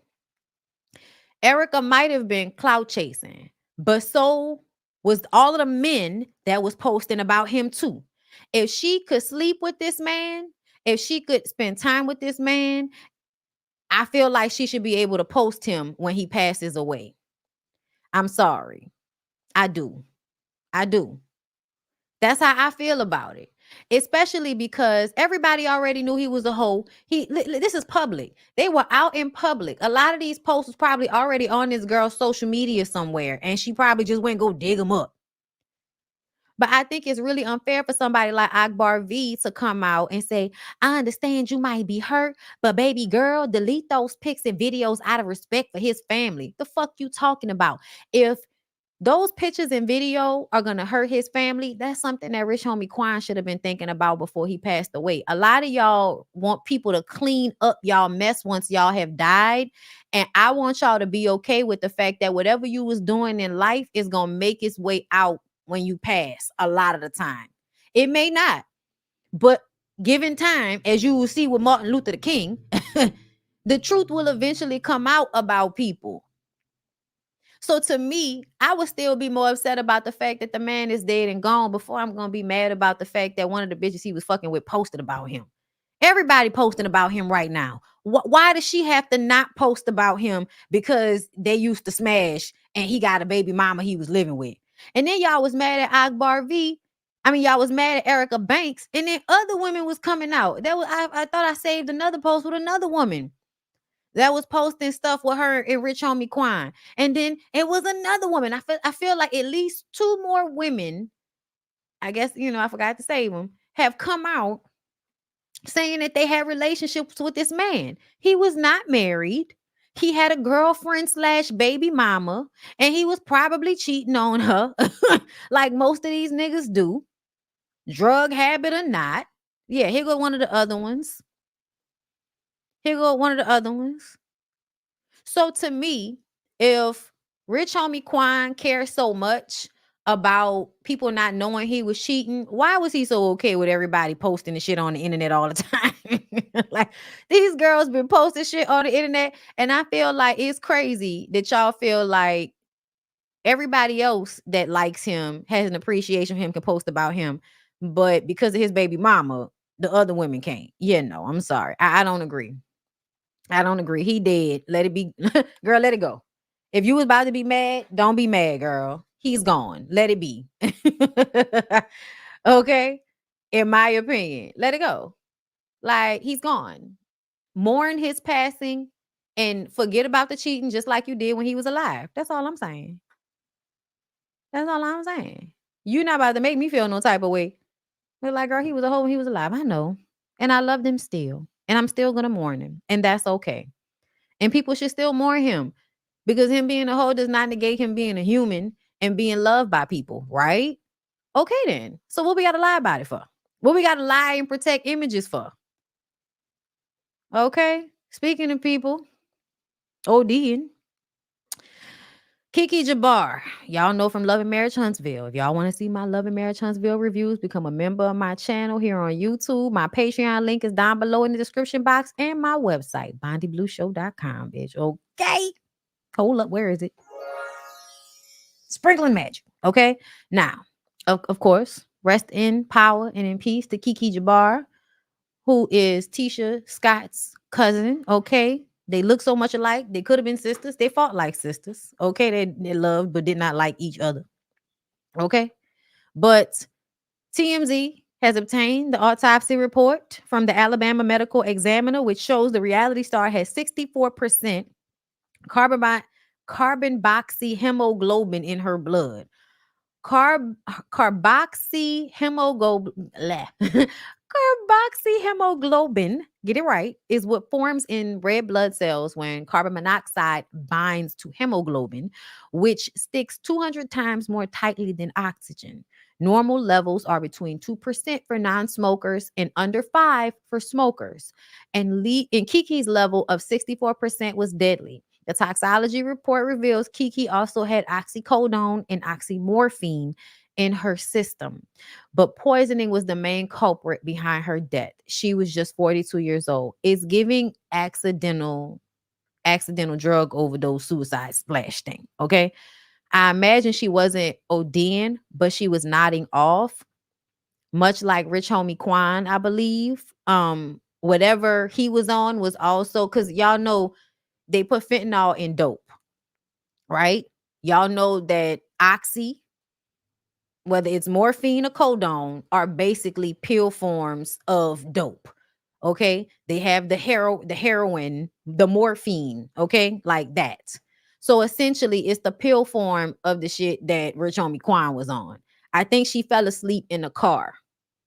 Accidentally fell asleep in the car while it was running because she was high off those pills. And a lot of us thought it was either one or the other. But to find out that it happened in that way, it's very sad. But I also felt like I felt it on Kiki in those last episodes of the show.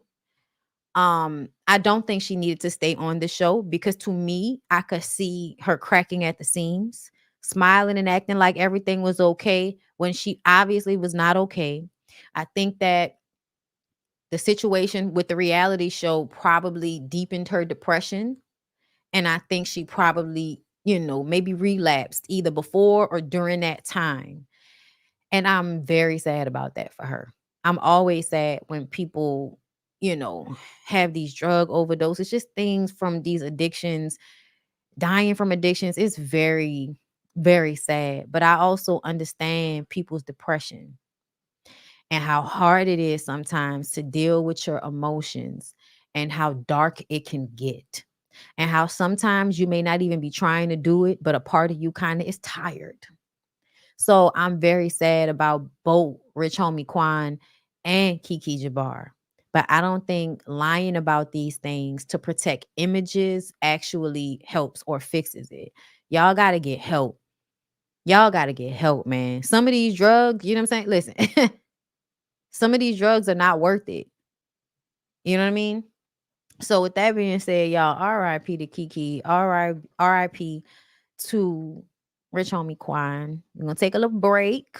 2,000 of y'all in here. Please like, subscribe, comment, engage with the content, and we'll come back with more. Anywhere you go, give it on. Anywhere you said, anywhere.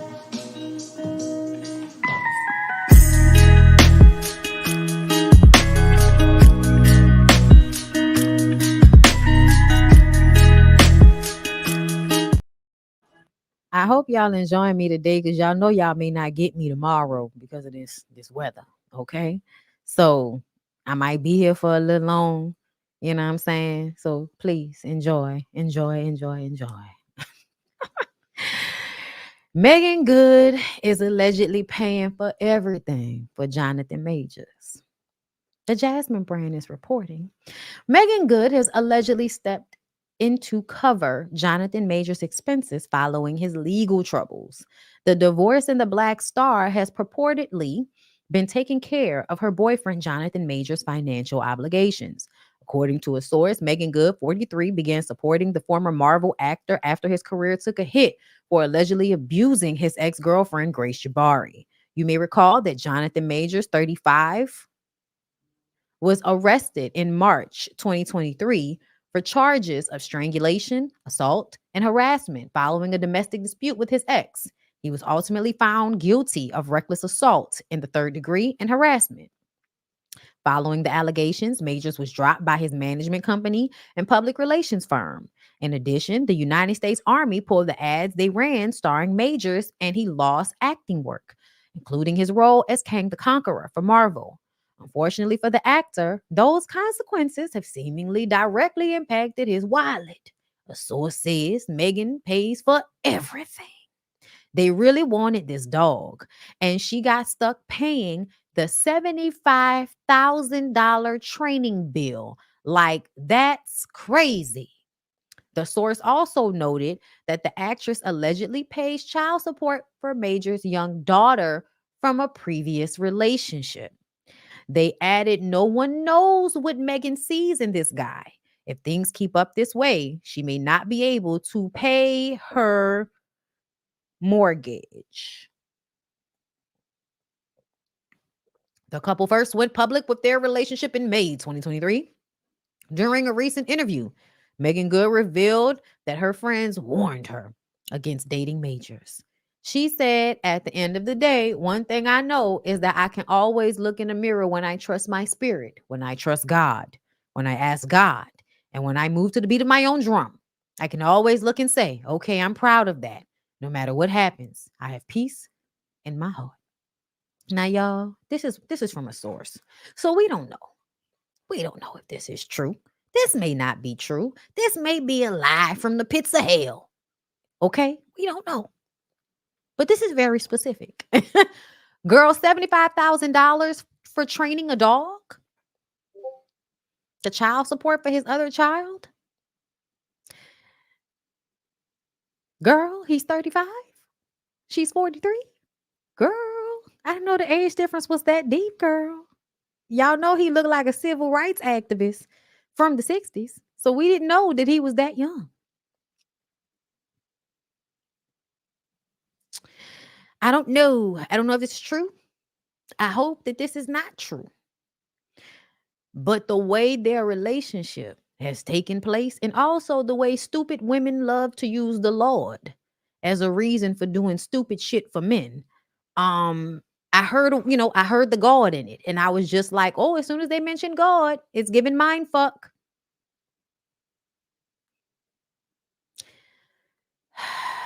Girl. Just like on Love and Marriage Detroit. That man said, God told me to be here. God said we need to be together. I don't really want to be with you, but God told me I need to be here.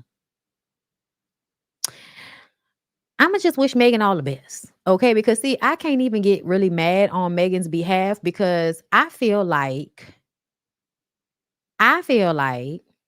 if a woman is choosing to be used by a man, mistreated by a man, if she is deciding that the dick or whatever is making this a beneficial situation for her, I'm not going to argue with you, girl.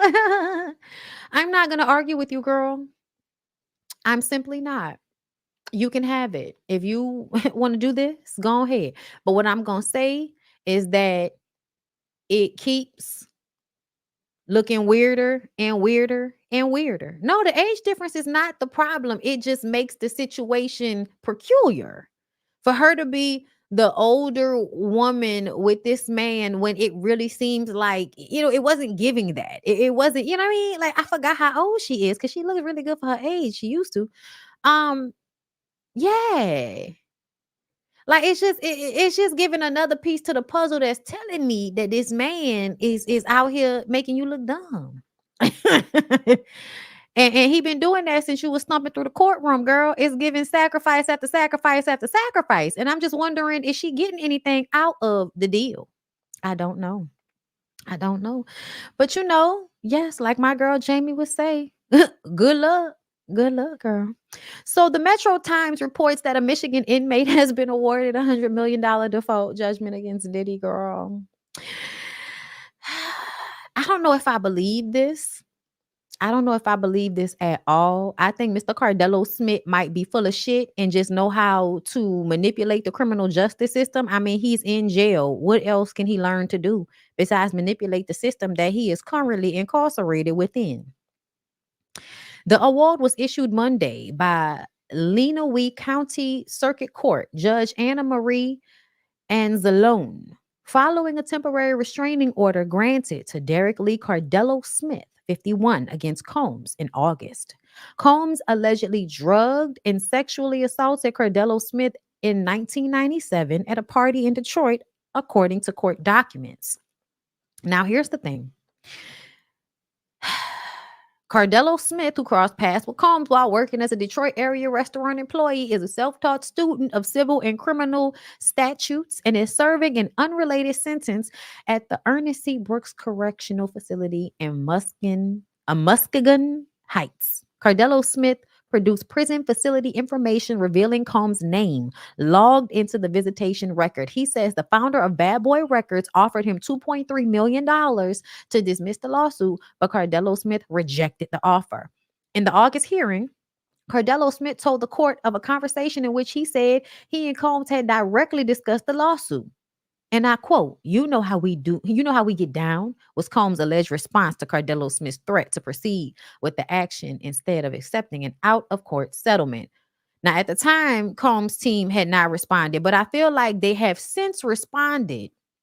His lawyers are probably going to, if they haven't already, they're going to file an appeal. Jasmine Brand hasn't posted about it yet, but I believe when I watched Kempire earlier, he said that the lawyer has already went ahead and filed an appeal, and they're probably going to get this overturned so that he won't have to pay this.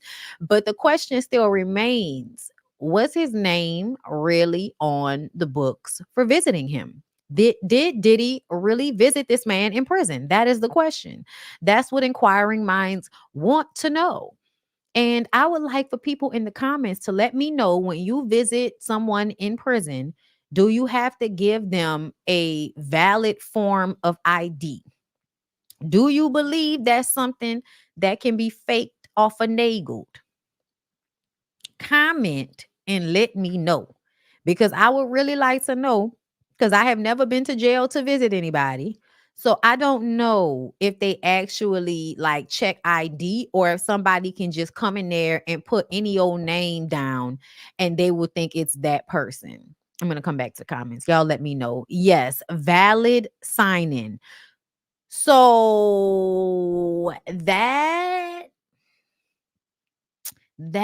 makes me feel like this possibly could have happened. And this man just recognized he can get money out of his assault when the Cassie thing happened. That's what it feels like. It feels like he recognized when Cassie shit came out in July that he could also file against Diddy. And so he did so. I believe he's also filing a suit against the Catholic Church for assaulting him as a child, but then also in 1993. I'm not sure exactly how old he was in 1993. Shout out to Kempire for that. But what I will say is, I can absolutely believe it. And it is videoed. Okay, so if Diddy actually, if he was able to prove in court, which is what I think the reason why the judge awarded him the $100 million is because, first of all, Diddy didn't show up to court, didn't acknowledge the lawsuit, first of all. And second of all, I think that video evidence or whatever evidence that was provided was able to be validated as it pertains to Diddy actually going to the jailhouse to have a conversation with him. You didn't show up here, but you went to the jailhouse to threaten him. I could see how the judge would be like, yeah, get the 100. Go ahead and do the 100 million. All he gonna do is appeal, and then we might actually get his ass in the courtroom. So this man may not get this money. Please don't get me wrong. I actually doubt. I doubt that Diddy has $100 million to give him, much less that he would actually get it. It seems more like the judge was just like, yeah, you ain't about to disrespect my court by not even like showing up when this man obviously has evidence that you came to see him. Nothing was validated. He won by default. Okay, so you think that it wasn't validated at all? Like, because to me, I feel like in order, even for the default is because he did not show up, right? It's because he didn't show up. But why would a judge just award somebody $100 million on default if the person didn't show up, unless he was actually able to prove that Diddy came down to the jailhouse? Not prove that the assault happened, but proof that Diddy came down to the courthouse. I'm just asking. I don't know. But that's what I was thinking. But because I was just like, why would you agree to that? I'm just saying, like, there probably is proof that he came down to the courthouse. Either way, I still could believe that Diddy assaulted some man in 1997, girl.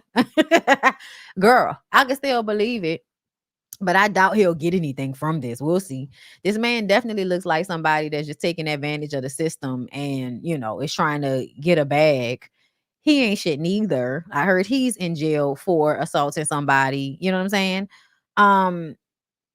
So you think they didn't have anything into consideration, just him not showing up at all. We just gone, okay. That's very much a possibility. That is very much a possibility, girl. But it's also a possibility that Diddy could have did that shit. So I don't know. We're gonna have to wait and see. But I doubt this man will get any money. So yeah. Let's move on. Okay, we got 3 more topics, girl. Deshaun Watson sued for allegedly assaulting a woman during a dinner date at home. And the reason why I wanted to talk about this is because a lot of y'all say things that don't make sense in real life, right? According to TMZ, Watson reportedly met the woman while at a bar in Houston, and after several months of texting, the two decided to meet up for a date. The woman claims Watkins invited her out for a date, but due to her not wanting it to be in public, she requested he come to her home and they have a private dinner. To me, that was stupid. Now, I still can't say that means this woman is lying because she started off doing something stupid, but this is stupid. So then it does kind of put in your mind, because you have been trying to set him up, because why would you believe you were safe for him to come to your house on a first date? I don't care how long y'all been texting.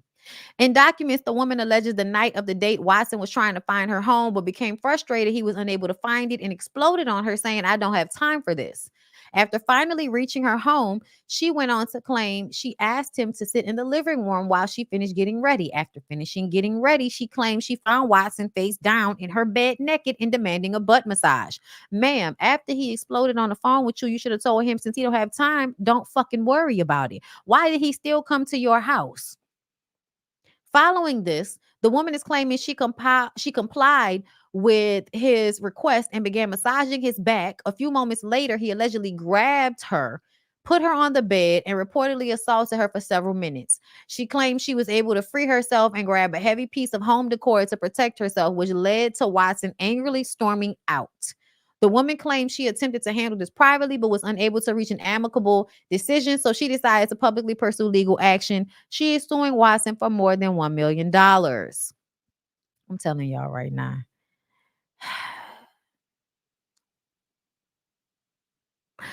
Two massage therapists accused NFL star Deshaun Watson of sexual assault after he allegedly poked one of their hands with his cucumber during appointment. I was just about to tell y'all, based on the way this man head looked, he did that shit. It's given he probably did it, girl. It's given he probably did exactly what this very unintelligent woman.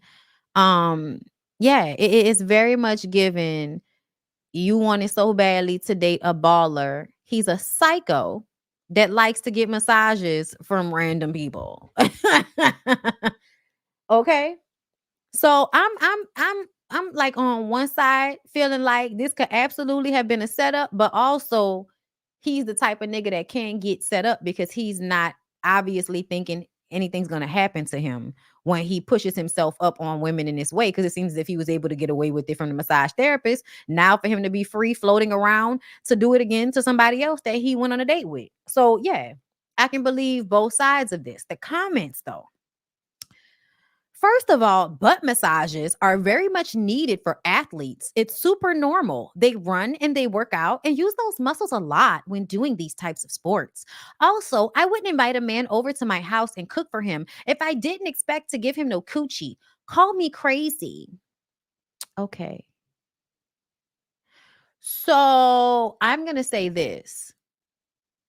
that would mean that you're okay with being assaulted simply because you cook someone a meal. And this is what I mean by in real life. In real life, yes. Yes, athletes do like ass massages. Does that mean that everybody that they come into contact with has to massage their ass? I hope not. I also feel like I don't care how dumb this woman is. If she did not want to have sex with this man at any point, she does not have to have sex with him. Are you okay? She can tell him no. And then he can be upset about that and leave. Or he can persist and try to get the cheeks later, which is what most men would do. Not most, a lot. So it's very weird when women say things like that and then it has 1,000 likes. How many people are literally saying if you cook for a man, you have to have sex with him? Are y'all bitches okay? Are you bitches all right out there? Because to me, it sounds like you're okay with someone disrespecting your boundaries and like, girl, if you don't want to have sex and you think a man should be able to have sex with you anyway, something's wrong with you. Something's wrong with this young lady. Girl, you invited him over for dinner. Of course, he thinks you're going to be dessert.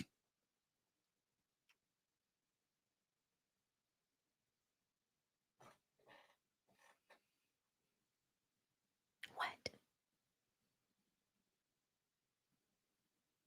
So food equals sex. Is that right? So that tells me we can't go on no more dinner dates, ladies. Don't exchange food with no nigga because then he gonna think he could have your body. That's crazy. And the fact that y'all are validating this is against the law, ladies. This is against the law, sweetheart. It's against the law. So that means that y'all are okay with these men doing things that will have them in jail. Do you want them in jail? Because it seems like you want them in jail if you are saying it's okay for them to take coochie simply because a meal has been provided. And another thing, so you mean to tell me I cook and I have to give you coochie? Is that how that works? I thought it used to work. You buy me food and I may possibly give you coochie. I don't know. I don't know, girl. I'm just glad I'm not out here in these streets like this because I think everybody has weird rules. I grew up in the 90s and I know people were doing different things behind closed doors. But when I was growing up, girl, if you say no, no means no, meaning that you could literally have your dick inside of me. And if I say no, stop, get off of me, that's what you're supposed to do.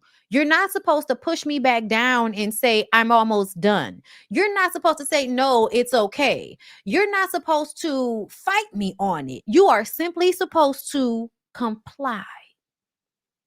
If I say, excuse me, I reverse access to my coochie back out of me. It hurts. I don't like it. It doesn't feel good. Please stop. I don't want it. I can change my mind. And I know you can get upset and that's okay. You can be upset, but I can still say, no, I don't want this now. That's how that goes. For everyone confused, for all of the hoes in the comments, ma'am, y'all are just validating that he committed sexual assault by saying that she should have been okay with it because she made him food. Even though it seems that they didn't even eat anything because she told him to wait in her living room. And when she came out, he was naked on her bed. He didn't even wait for the food, girl. It's not giving he actually wanted a date. It's given he wants to get sex by a massage person. And he can't do that anymore because of his previous history. So he thought if I go on a date with a woman, then she'll have to massage me and then fuck me like the girls at the parlor do, but then it'll be legal. That's what he thought. And then he found out that she was not on that, and that even if I am going to dinner with you, that doesn't mean I have to have sex with you. Oh my God, are you guys okay? And I feel like if you feel that way, Then I just want to reverse Uno, right? I want to reverse Uno. So you feel like if a man is being assaulted, he should be able to continue to be assaulted simply because he could have provided some food? So that means I can go over to Trick Daddy's house and do anything I want to do to Trick Daddy. Is that right? Is that right? Like, I just think that's weird that y'all think that way because it can be flipped. Like, men can be taken advantage of too in that way. And is that okay? Or do y'all feel like that's not okay for a man to be assaulted? Because I feel like a lot of times y'all feel like a man shouldn't be assaulted because that's some gay shit. But a woman can be assaulted because that's heterosexuality and that's okay. Y'all are weird. Y'all have got to unwrap y'all minds. Yeah, girl, that nigga's head lets me know everything I need to know. His head lets me know everything. It's something about the way his brow, the way his whole head is. That shit right there, I can see it from here. That nigga's crazy. It's giving that nigga's crazy. Speaking of crazy niggas, second to last story. Where's the Brian of the Mcknight? Here he is. Brian Mcknight shares his story of fatherhood as he introduces new segment, Fatherhood Fridays. Brian Mcknight. Welcome to the first episode of Fatherhood Fridays. I'm so excited to share with you my story of fatherhood and also highlight other fathers out there who are exceptional examples of what a great father should be.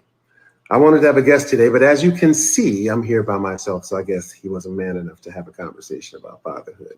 I'm still waiting, Rick. Now, I'm not here to throw any shade on anyone or to live in the past in any way. I've addressed all of that. Fatherhood Fridays is about how when you do things the right way, with God on your side, with the person he made for you, the happiness and joy you feel will be greater than anything you could have ever imagined. My wife, Leilani, and I have been together over a decade and married for almost 7 years. Naturally, I became Julia and Jack's father with the blessing of their biological father, and we became a family. What is a part of her is a part of me also. I have my own personal father-daughter and father-son relationships with them. And I'm Brian Mcknight. Welcome to the first episode. Father, I have the privilege of loving them, molding them, guiding them, and nurturing them alongside their mom. And bringing them to adulthood, frankly, has been one of the greatest pleasures of my life. At dinner one night recently, I asked them both, why in this world where it seems like children want to do anything but listen to their parents, why they respect and love me so much? I asked them, was it the cars or the trips all over the world, or was it maybe the homes we live in? And you want to know what they both said? They said, because you're my dad, and all we want to do is make you proud. Notice, it's not you're my stepdad, it's just dad. Julia graduated with honors, getting her master's at Emory, and is in her residency on her way to becoming an anesthesiologist. And Jack is in his senior year at Colorado, graduating with 2 degrees. Will be headed to law school next fall. And now that Junior is here, they're so excited to see him grow up the same way that they did. See, he's the one that ties us all together. Because of him, we are father. I have the privilege of one blood. Proud father doesn't even come close to describing how I feel. How successful a child is directly proportional to how they've been parented. But be clear, even if they didn't have all these accomplishments, I would be proud and grateful simply because they exist, that they came from the woman who I am deeply in love with. Of course, her children are my children. They gave me the gift of true fatherhood. They are mine and I am theirs. What we have is symbiotic. They nurture me as much as I nurture them. And that is very weird. That he said a lot of things, y'all. He has said a lot of things that is very bothersome. You only care about the children because you love the mother. Also, y'all know that Brian Mcknight has his own biological children, 3, 2 sons, 1 daughter, I believe. 2 sons from the previous marriage, and the daughter is from an outside relationship he had. I believe he cheated on his wife at the time, Julie Mcknight, and he had his daughter Brianna. Or was that from a previous relationship? I can't remember, y'all. I think I thought it was a cheatation, but I'm not exactly sure. Hold up, let me see what it says. Let me see. Brian Mcknight, eldest daughter from a previous relationship, unlike her older brothers, Brianna hasn't made any appearances with her father aside the occasional social media post from the singer, including one of the 2012 where he reflected on how fast she was growing up. In August 2019, Mcknight addressed his complicated relationship with his daughter as he talked about his estrangement with his children. In the video, Mcknight claimed that Brianna's mother blocked him and his wife from all of her social media accounts and completely estranged her from us. He also went on to claim that Brianna's mother only wanted to have a child with him for money. In 2020, Brianna filed a lawsuit against her father, claiming that he maliciously defamed her on social media per court documents obtained by Radar Online. The case was later settled before it went to trial, with Mcknight leaking the documents showing he agreed to pay Brianna more than $200,000. In a video shared to his YouTube channel in May 2023, Mcknight claimed that his estrangement with his children was mutual. He added that after Brian Jr. and Brianna made posts about him in 2019 and he rose towards reconciliation and acknowledging them became a dead issue, and he changed his will. Y'all, Brian Mcknight is the ultimate troll. What he did here on social media was him trolling his kids. It's him trolling the public who has decided to not buy any One more blood. to his shows. Father, I have the. Yeah. I'm Brian Mcknight. I think he's trolling. I think this is intentionally to hurt those other kids. Also, I believe his oldest son is going through cancer right now. I believe that Brian Mcknight is probably one of the worst individuals I've ever seen. I also believe that the new wife is probably being controlled and the new kids are probably being controlled as well. I think if they were to look at the way he treats the other children and really look at it from a honest standpoint, they would see that that's really fucking terrible and weird for you to treat your other children like that. If I were these new children, I would be scared to argue with him. I would be scared to say anything that he may disagree with, because then he may disown me the way he did those kids. So them getting along doesn't mean anything to me. Someone that will go through these links to upset their other, I understand. Like, to me, the way he does this on social media, I understand why the other baby mama blocked him on social media. And I want to know what he did to defame his daughter in order for her to file a lawsuit against him that she actually seemingly won. Let's see. Brian Mcknight is scoffing at his estranged daughter's claim that he abandoned her, and he's got the legal documents.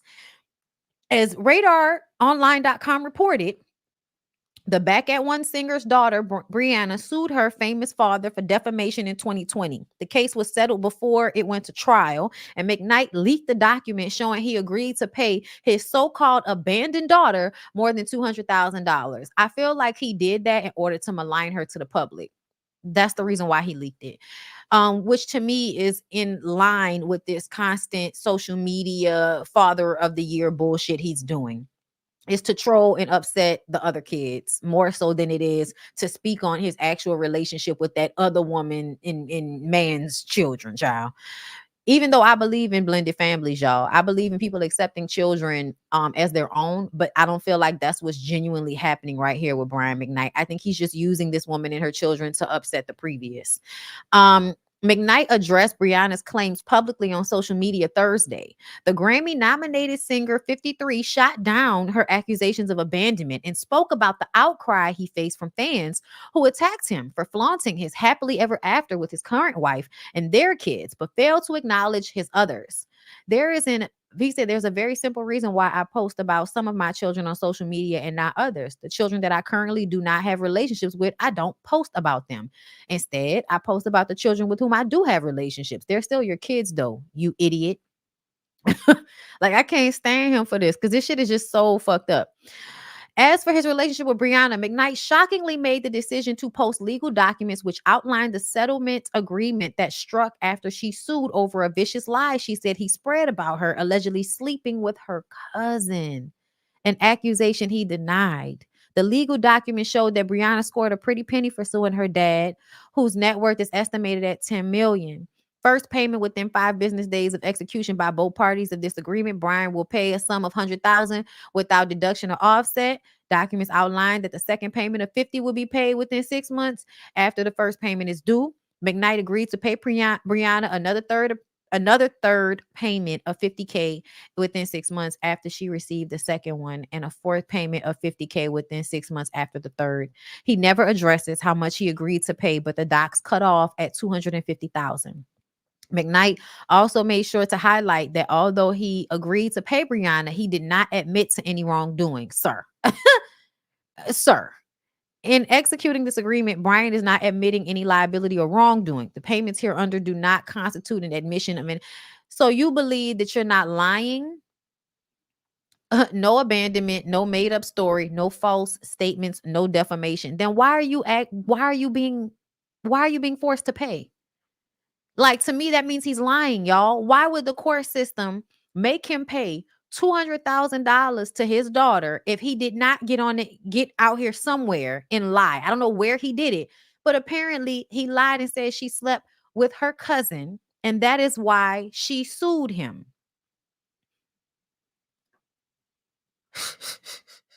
To me, it seems like if you don't do what he want to do, if you're not in agreement with him in some way, and also if he don't like your mama, he gonna treat you like shit. Now let's go back to his previous ex-wife, okay?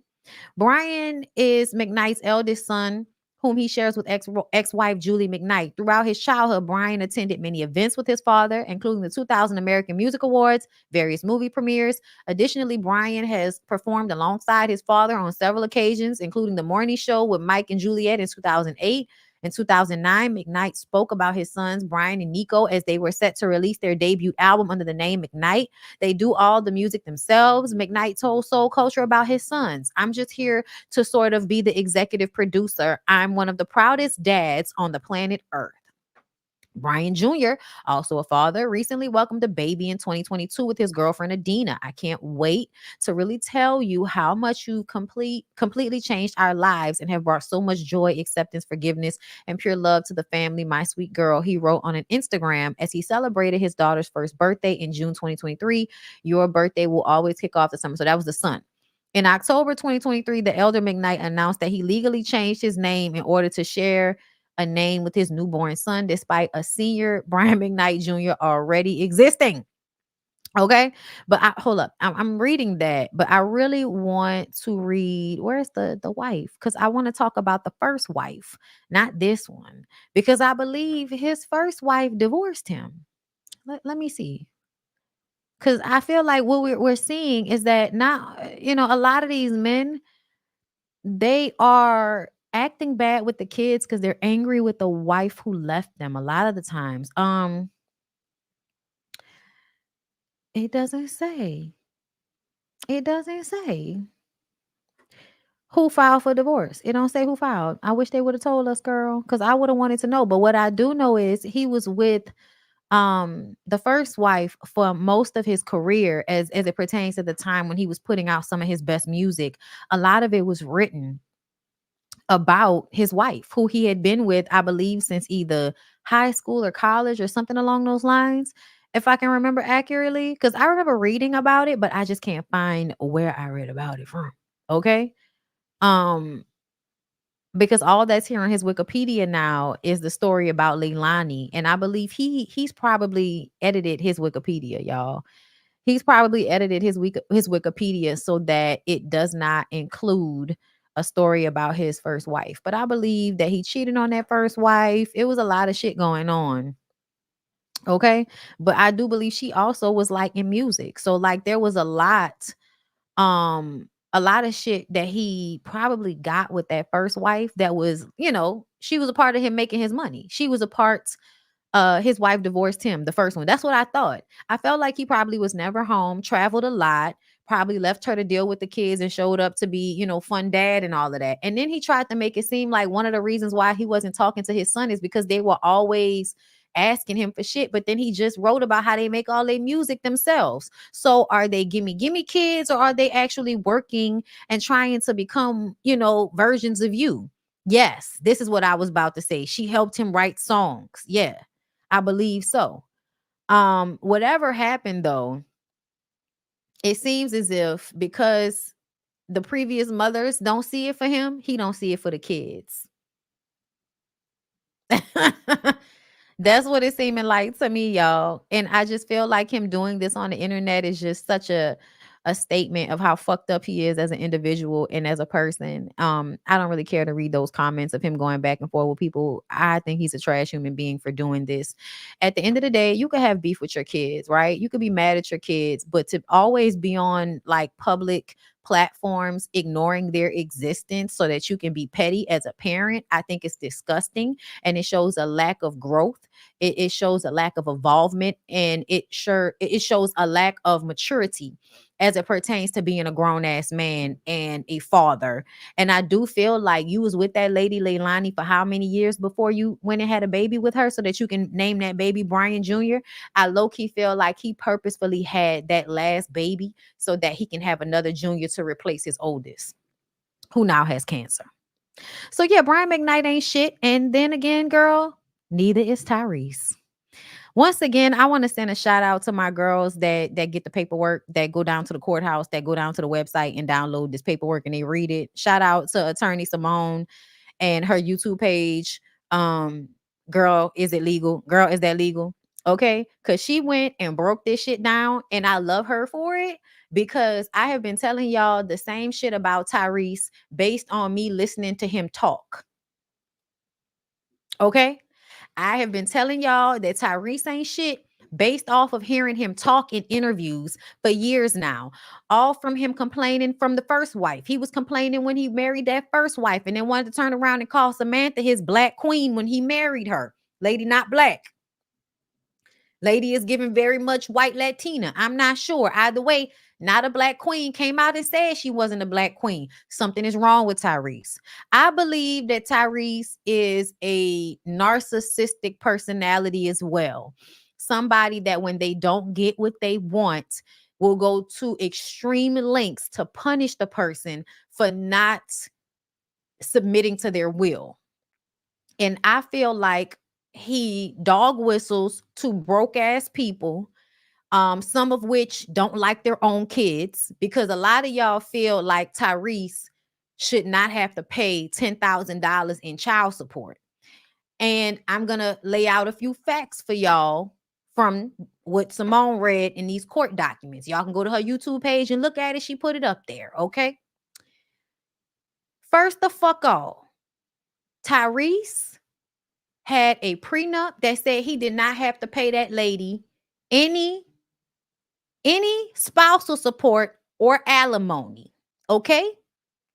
We're not going back to court about spousal support or alimony, even though she did not work for the 3 years that they were married. Either way, they were only married for 3 years. This woman has a degree. She was able to leave him and find a full-time job, and she got her Patreon and all of her side hustles. Collectively, this lady makes about $7,500 a month, which is about almost $97,000 a year. Tyrese makes $275,000 a month. Tyrese is also already paying $10,000 a month for his eldest child, who he bought a Rolls Royce for when she went into 9th grade of high school, or when she finished 9th grade. He wasn't there, so he sent a Rolls Royce to her. Mind you, she couldn't even drive it. I told y'all when Tyrese decided to have his $1 million lawsuit against Home Depot, overreacting to that shit, when he did that, I told y'all that Tyrese got online and talked about how he's always going to Home Depot and he's always building things and he spends $100,000 at Home Depot like it ain't nothing. So for me to pay the same amount for the second child as you're paying for the first child, that only seems fair. And to be clear, for the brokies out there that want to argue on Tyrese's behalf, Tyrese only has to work 2 days a month to give both of his baby mamas child support. If he was paying $10,000 to both of them, he makes $12,000 a day based on the court documents. He reported he makes $275,000 a month in comparison to Samantha's $7,500 a month. She is paying for half of the daycare, half of the child's private school. He was only paying her $2,200 when they divorced for child support. When they were going through the divorce, only gave her $2,200. In 2022, after they looked through all of their finances, the court said you need to pay her $10,000 a month based on how much she makes, based on how much you make, based on how much you already pay for your oldest child.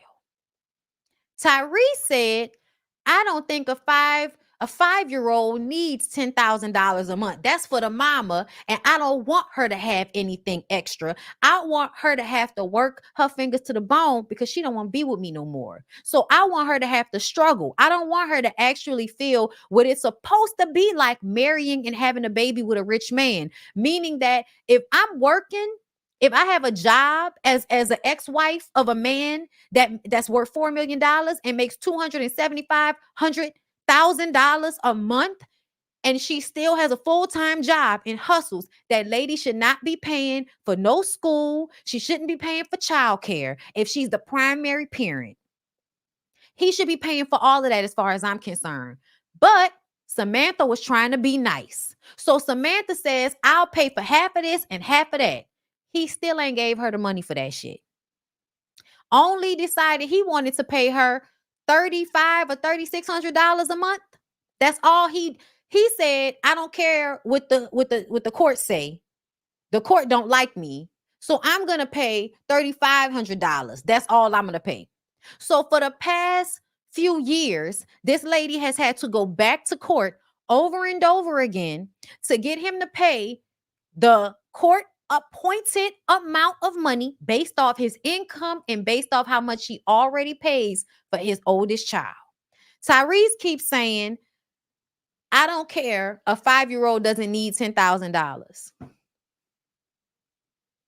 because it doesn't matter that his child have the same or close to the same, level of living.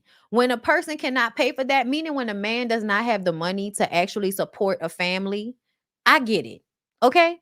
But when a man actually does have the money, this is stupid. And it makes no sense for you to make that type of money and to pay lawyers' fees that cost more than your child support, to pay a car note that's more than your child support, to pay $25,000 in mortgage. Y'all, Tyrese pays $25,000 to his mortgage.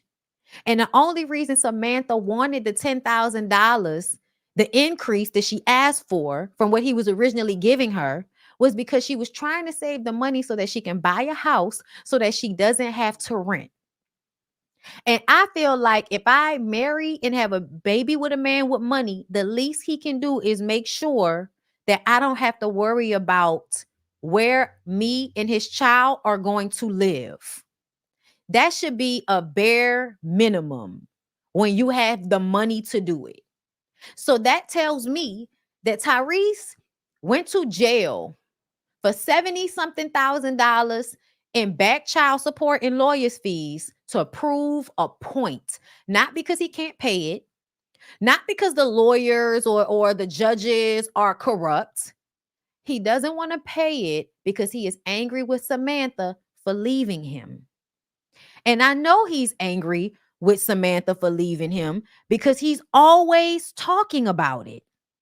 Let me see if I can find the last time we talked about Tyrese, which was not that long ago. And he did an interview in which I feel like, lets it be known how much resentment he has towards Samantha for leaving him.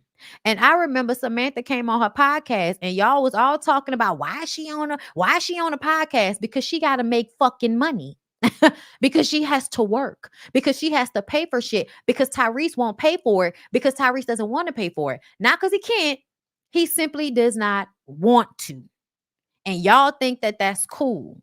But I can remember her talking about how she said, I actually kind of regret leaving him And I feel like, I don't know if I picked up on it back then, but now I feel like she regrets leaving him because it has been more of a headache than it would have been staying with him. Because if she would have stayed with him, yeah, she might have been miserable every day of her life, but at least she would not have to fight him to financially secure she and her child. He would do that because she would be living with him. So that's something she wouldn't have to worry about. Singing all these songs about how I feel and how I'm feeling about what I lived and experienced because she left me out the blue. She can't say she don't know how I feel about it. Y'all seeing all the interviews. You know, the only person that ain't called me to say I'm sorry. I guess all these feelings that you caused don't fucking matter. I'm not playing, Vic. I'm a grown ass man. I'll tell you what I said. I'll tell you what I did. Accountability is a must. I'm coming up on 4 years of posting, venting, talking, releasing songs and singles. And ain't nobody called me to say. So for 4 years, you have been doing all of this online because you want this lady to apologize to you for leaving you. Sounds like you're angry. She left you. Last topic. Yeah, I'm sorry. You know, I didn't even know. I did not know I caused that much damage. I had no idea that I had no idea. Yeah. Well, if you didn't know, you know now because you didn't heard the goddamn songs and you didn't seen the Instagram posts and you didn't seen me on Joe Buttons and this and that. I've been talking, venting, uploading, all the above and singing all. This man is still, it was August 22nd. I just got another letter from her lawyers requesting that I send over all of my tax returns and all of my bank statements because she's trying to get 20,000 and I think they're trying to take it up to like 40. So this is him lying and pump faking online so that y'all will have sympathy for him. That's what he's doing. And they've been looking at all of my movies and all of the concerts and shows that I've been doing. And they're over there like blood-sucking lawyers rubbing their hands. And Samantha's doing the same thing, rubbing her hands. And they're going, oh, shit, you know, for the last year and a half, he looks like he's been doing really well. Look at hoes in the comments lying. She got a whole baby. That might be her as a baby girl. Who knows? She says she wants $480,000 a year for child support alone. That exotical tax is no joke. The lady in the courts are asking for $10,000 a month. I don't know about you, but that equals to $120,000 a year, not $480,000. And also, if she's asking for a collective of $120,000 a year, guess what, baby? He makes that in a month. Based on his own admission. Even while he's saying all of this, Tyrese is telling y'all how much money he's making, walking around in his fucking mansion. Is that an award? Is that an Oscar or a Golden Globe? Girl, what the fuck is that, a Grammy? What is that? So you're standing next to your awards in your mansion, complaining to us, lying, and he's lying, y'all, because he knows $10,000 is not a lot for a man like him standing in this place. Only one way to win this game, fellas. This is how y'all view taking care of y'all families. Y'all view it as a game. Do not get married. I've hosted a lot of weddings. 95% of couples are divorced. Let that sink in. Yes, please stop getting married. Please stop getting married. But more importantly, stop having children. Stop having children with these women if you don't want to pay for the children. I sure hope this man doesn't unalive himself because this looks like a dark road he's traveling on. Let me tell you something. Whatever Tyrese decides to do, I feel like he's playing on y'all emotions, making y'all think he's really stressed out behind this money. He is literally lying to y'all on this video. Look at his face. Let's go ahead and get them bank statements over here so we can figure out a way to get this law firm another $600,000 that we're asking for in legal fees. Saying the man that is currently paying lawyers so he can have a lawsuit against Home Depot for discrimination because they did not want to allow another person to finish the transaction with his card. It's a dirty, dirty game out here. Well, y'all gonna keep waiting. This is him just being steadfast that he's not going to pay the child support and lying to y'all about how much it is, right? Everybody asked, did he do this with the first wife? If I can recall, he absolutely did do this with the first wife. He fought her a lot as well. So yeah.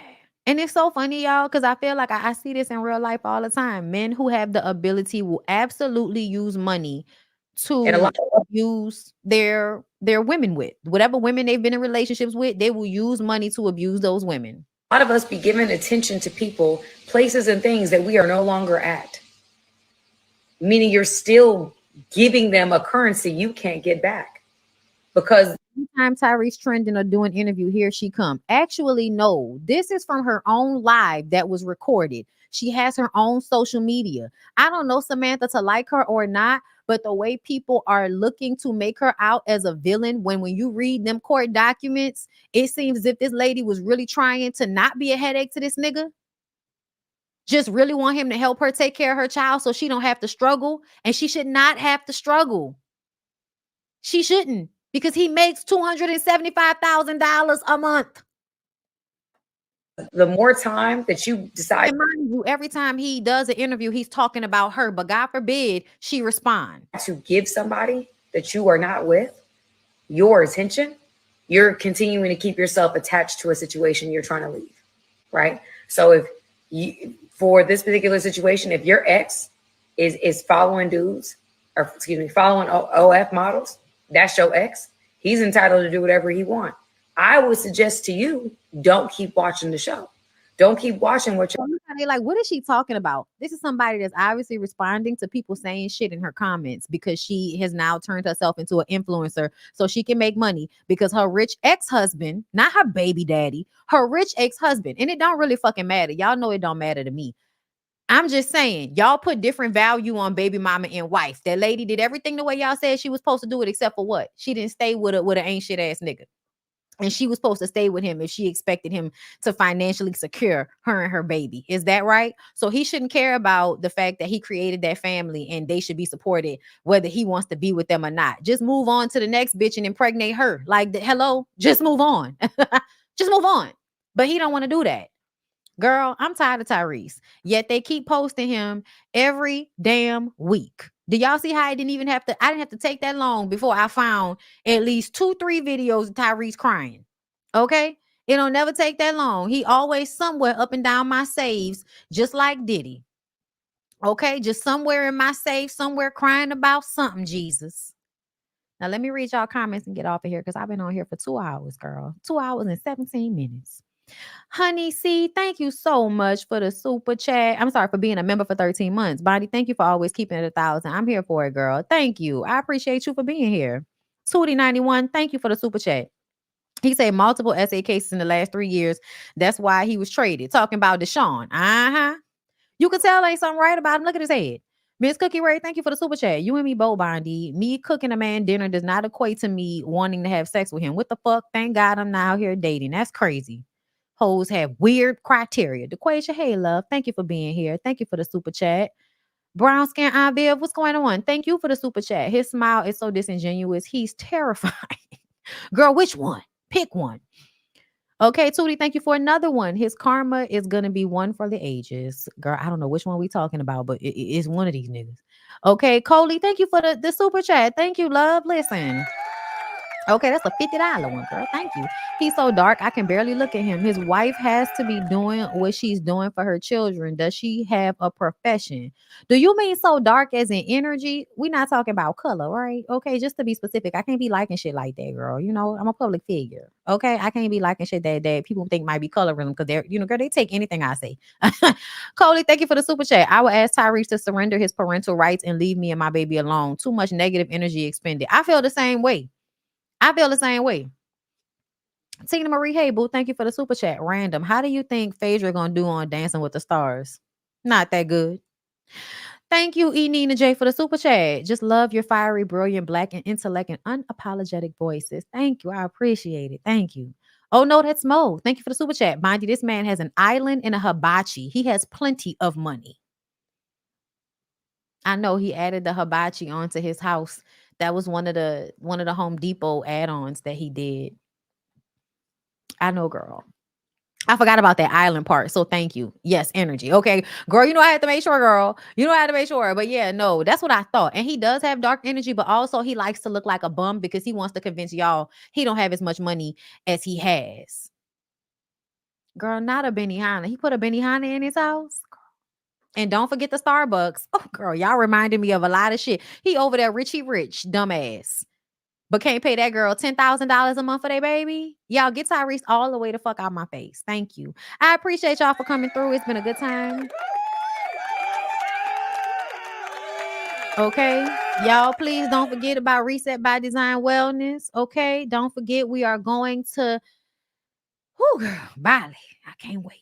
We're going to Bali in July 2025. And if you want to be a part of the clique, we have, I think, 5 more rooms left. So check down below in the description box, sign up, all that shit. Y'all heard me. I'm trying to hurry up and get off here, girl. My arm hurt. Lyric smell like he cooking something. He came up here looking for me. I'm ready to go. All right. All right. So y'all pray for us because y'all know the hurricane is coming tomorrow. So y'all probably will not get any content from me, any live content. But if I could possibly edit and put some shit up tomorrow, that's what I will be trying to do. Anyway, I love y'all. I appreciate y'all. Thank y'all for coming to see me. Y'all could have been anywhere, but you chose to be here with me. So thank you. Y'all have a good rest of y'all day. If you are in the eye of the storm, girl, be safe out here. And I'll see y'all next time, girl. Peace out.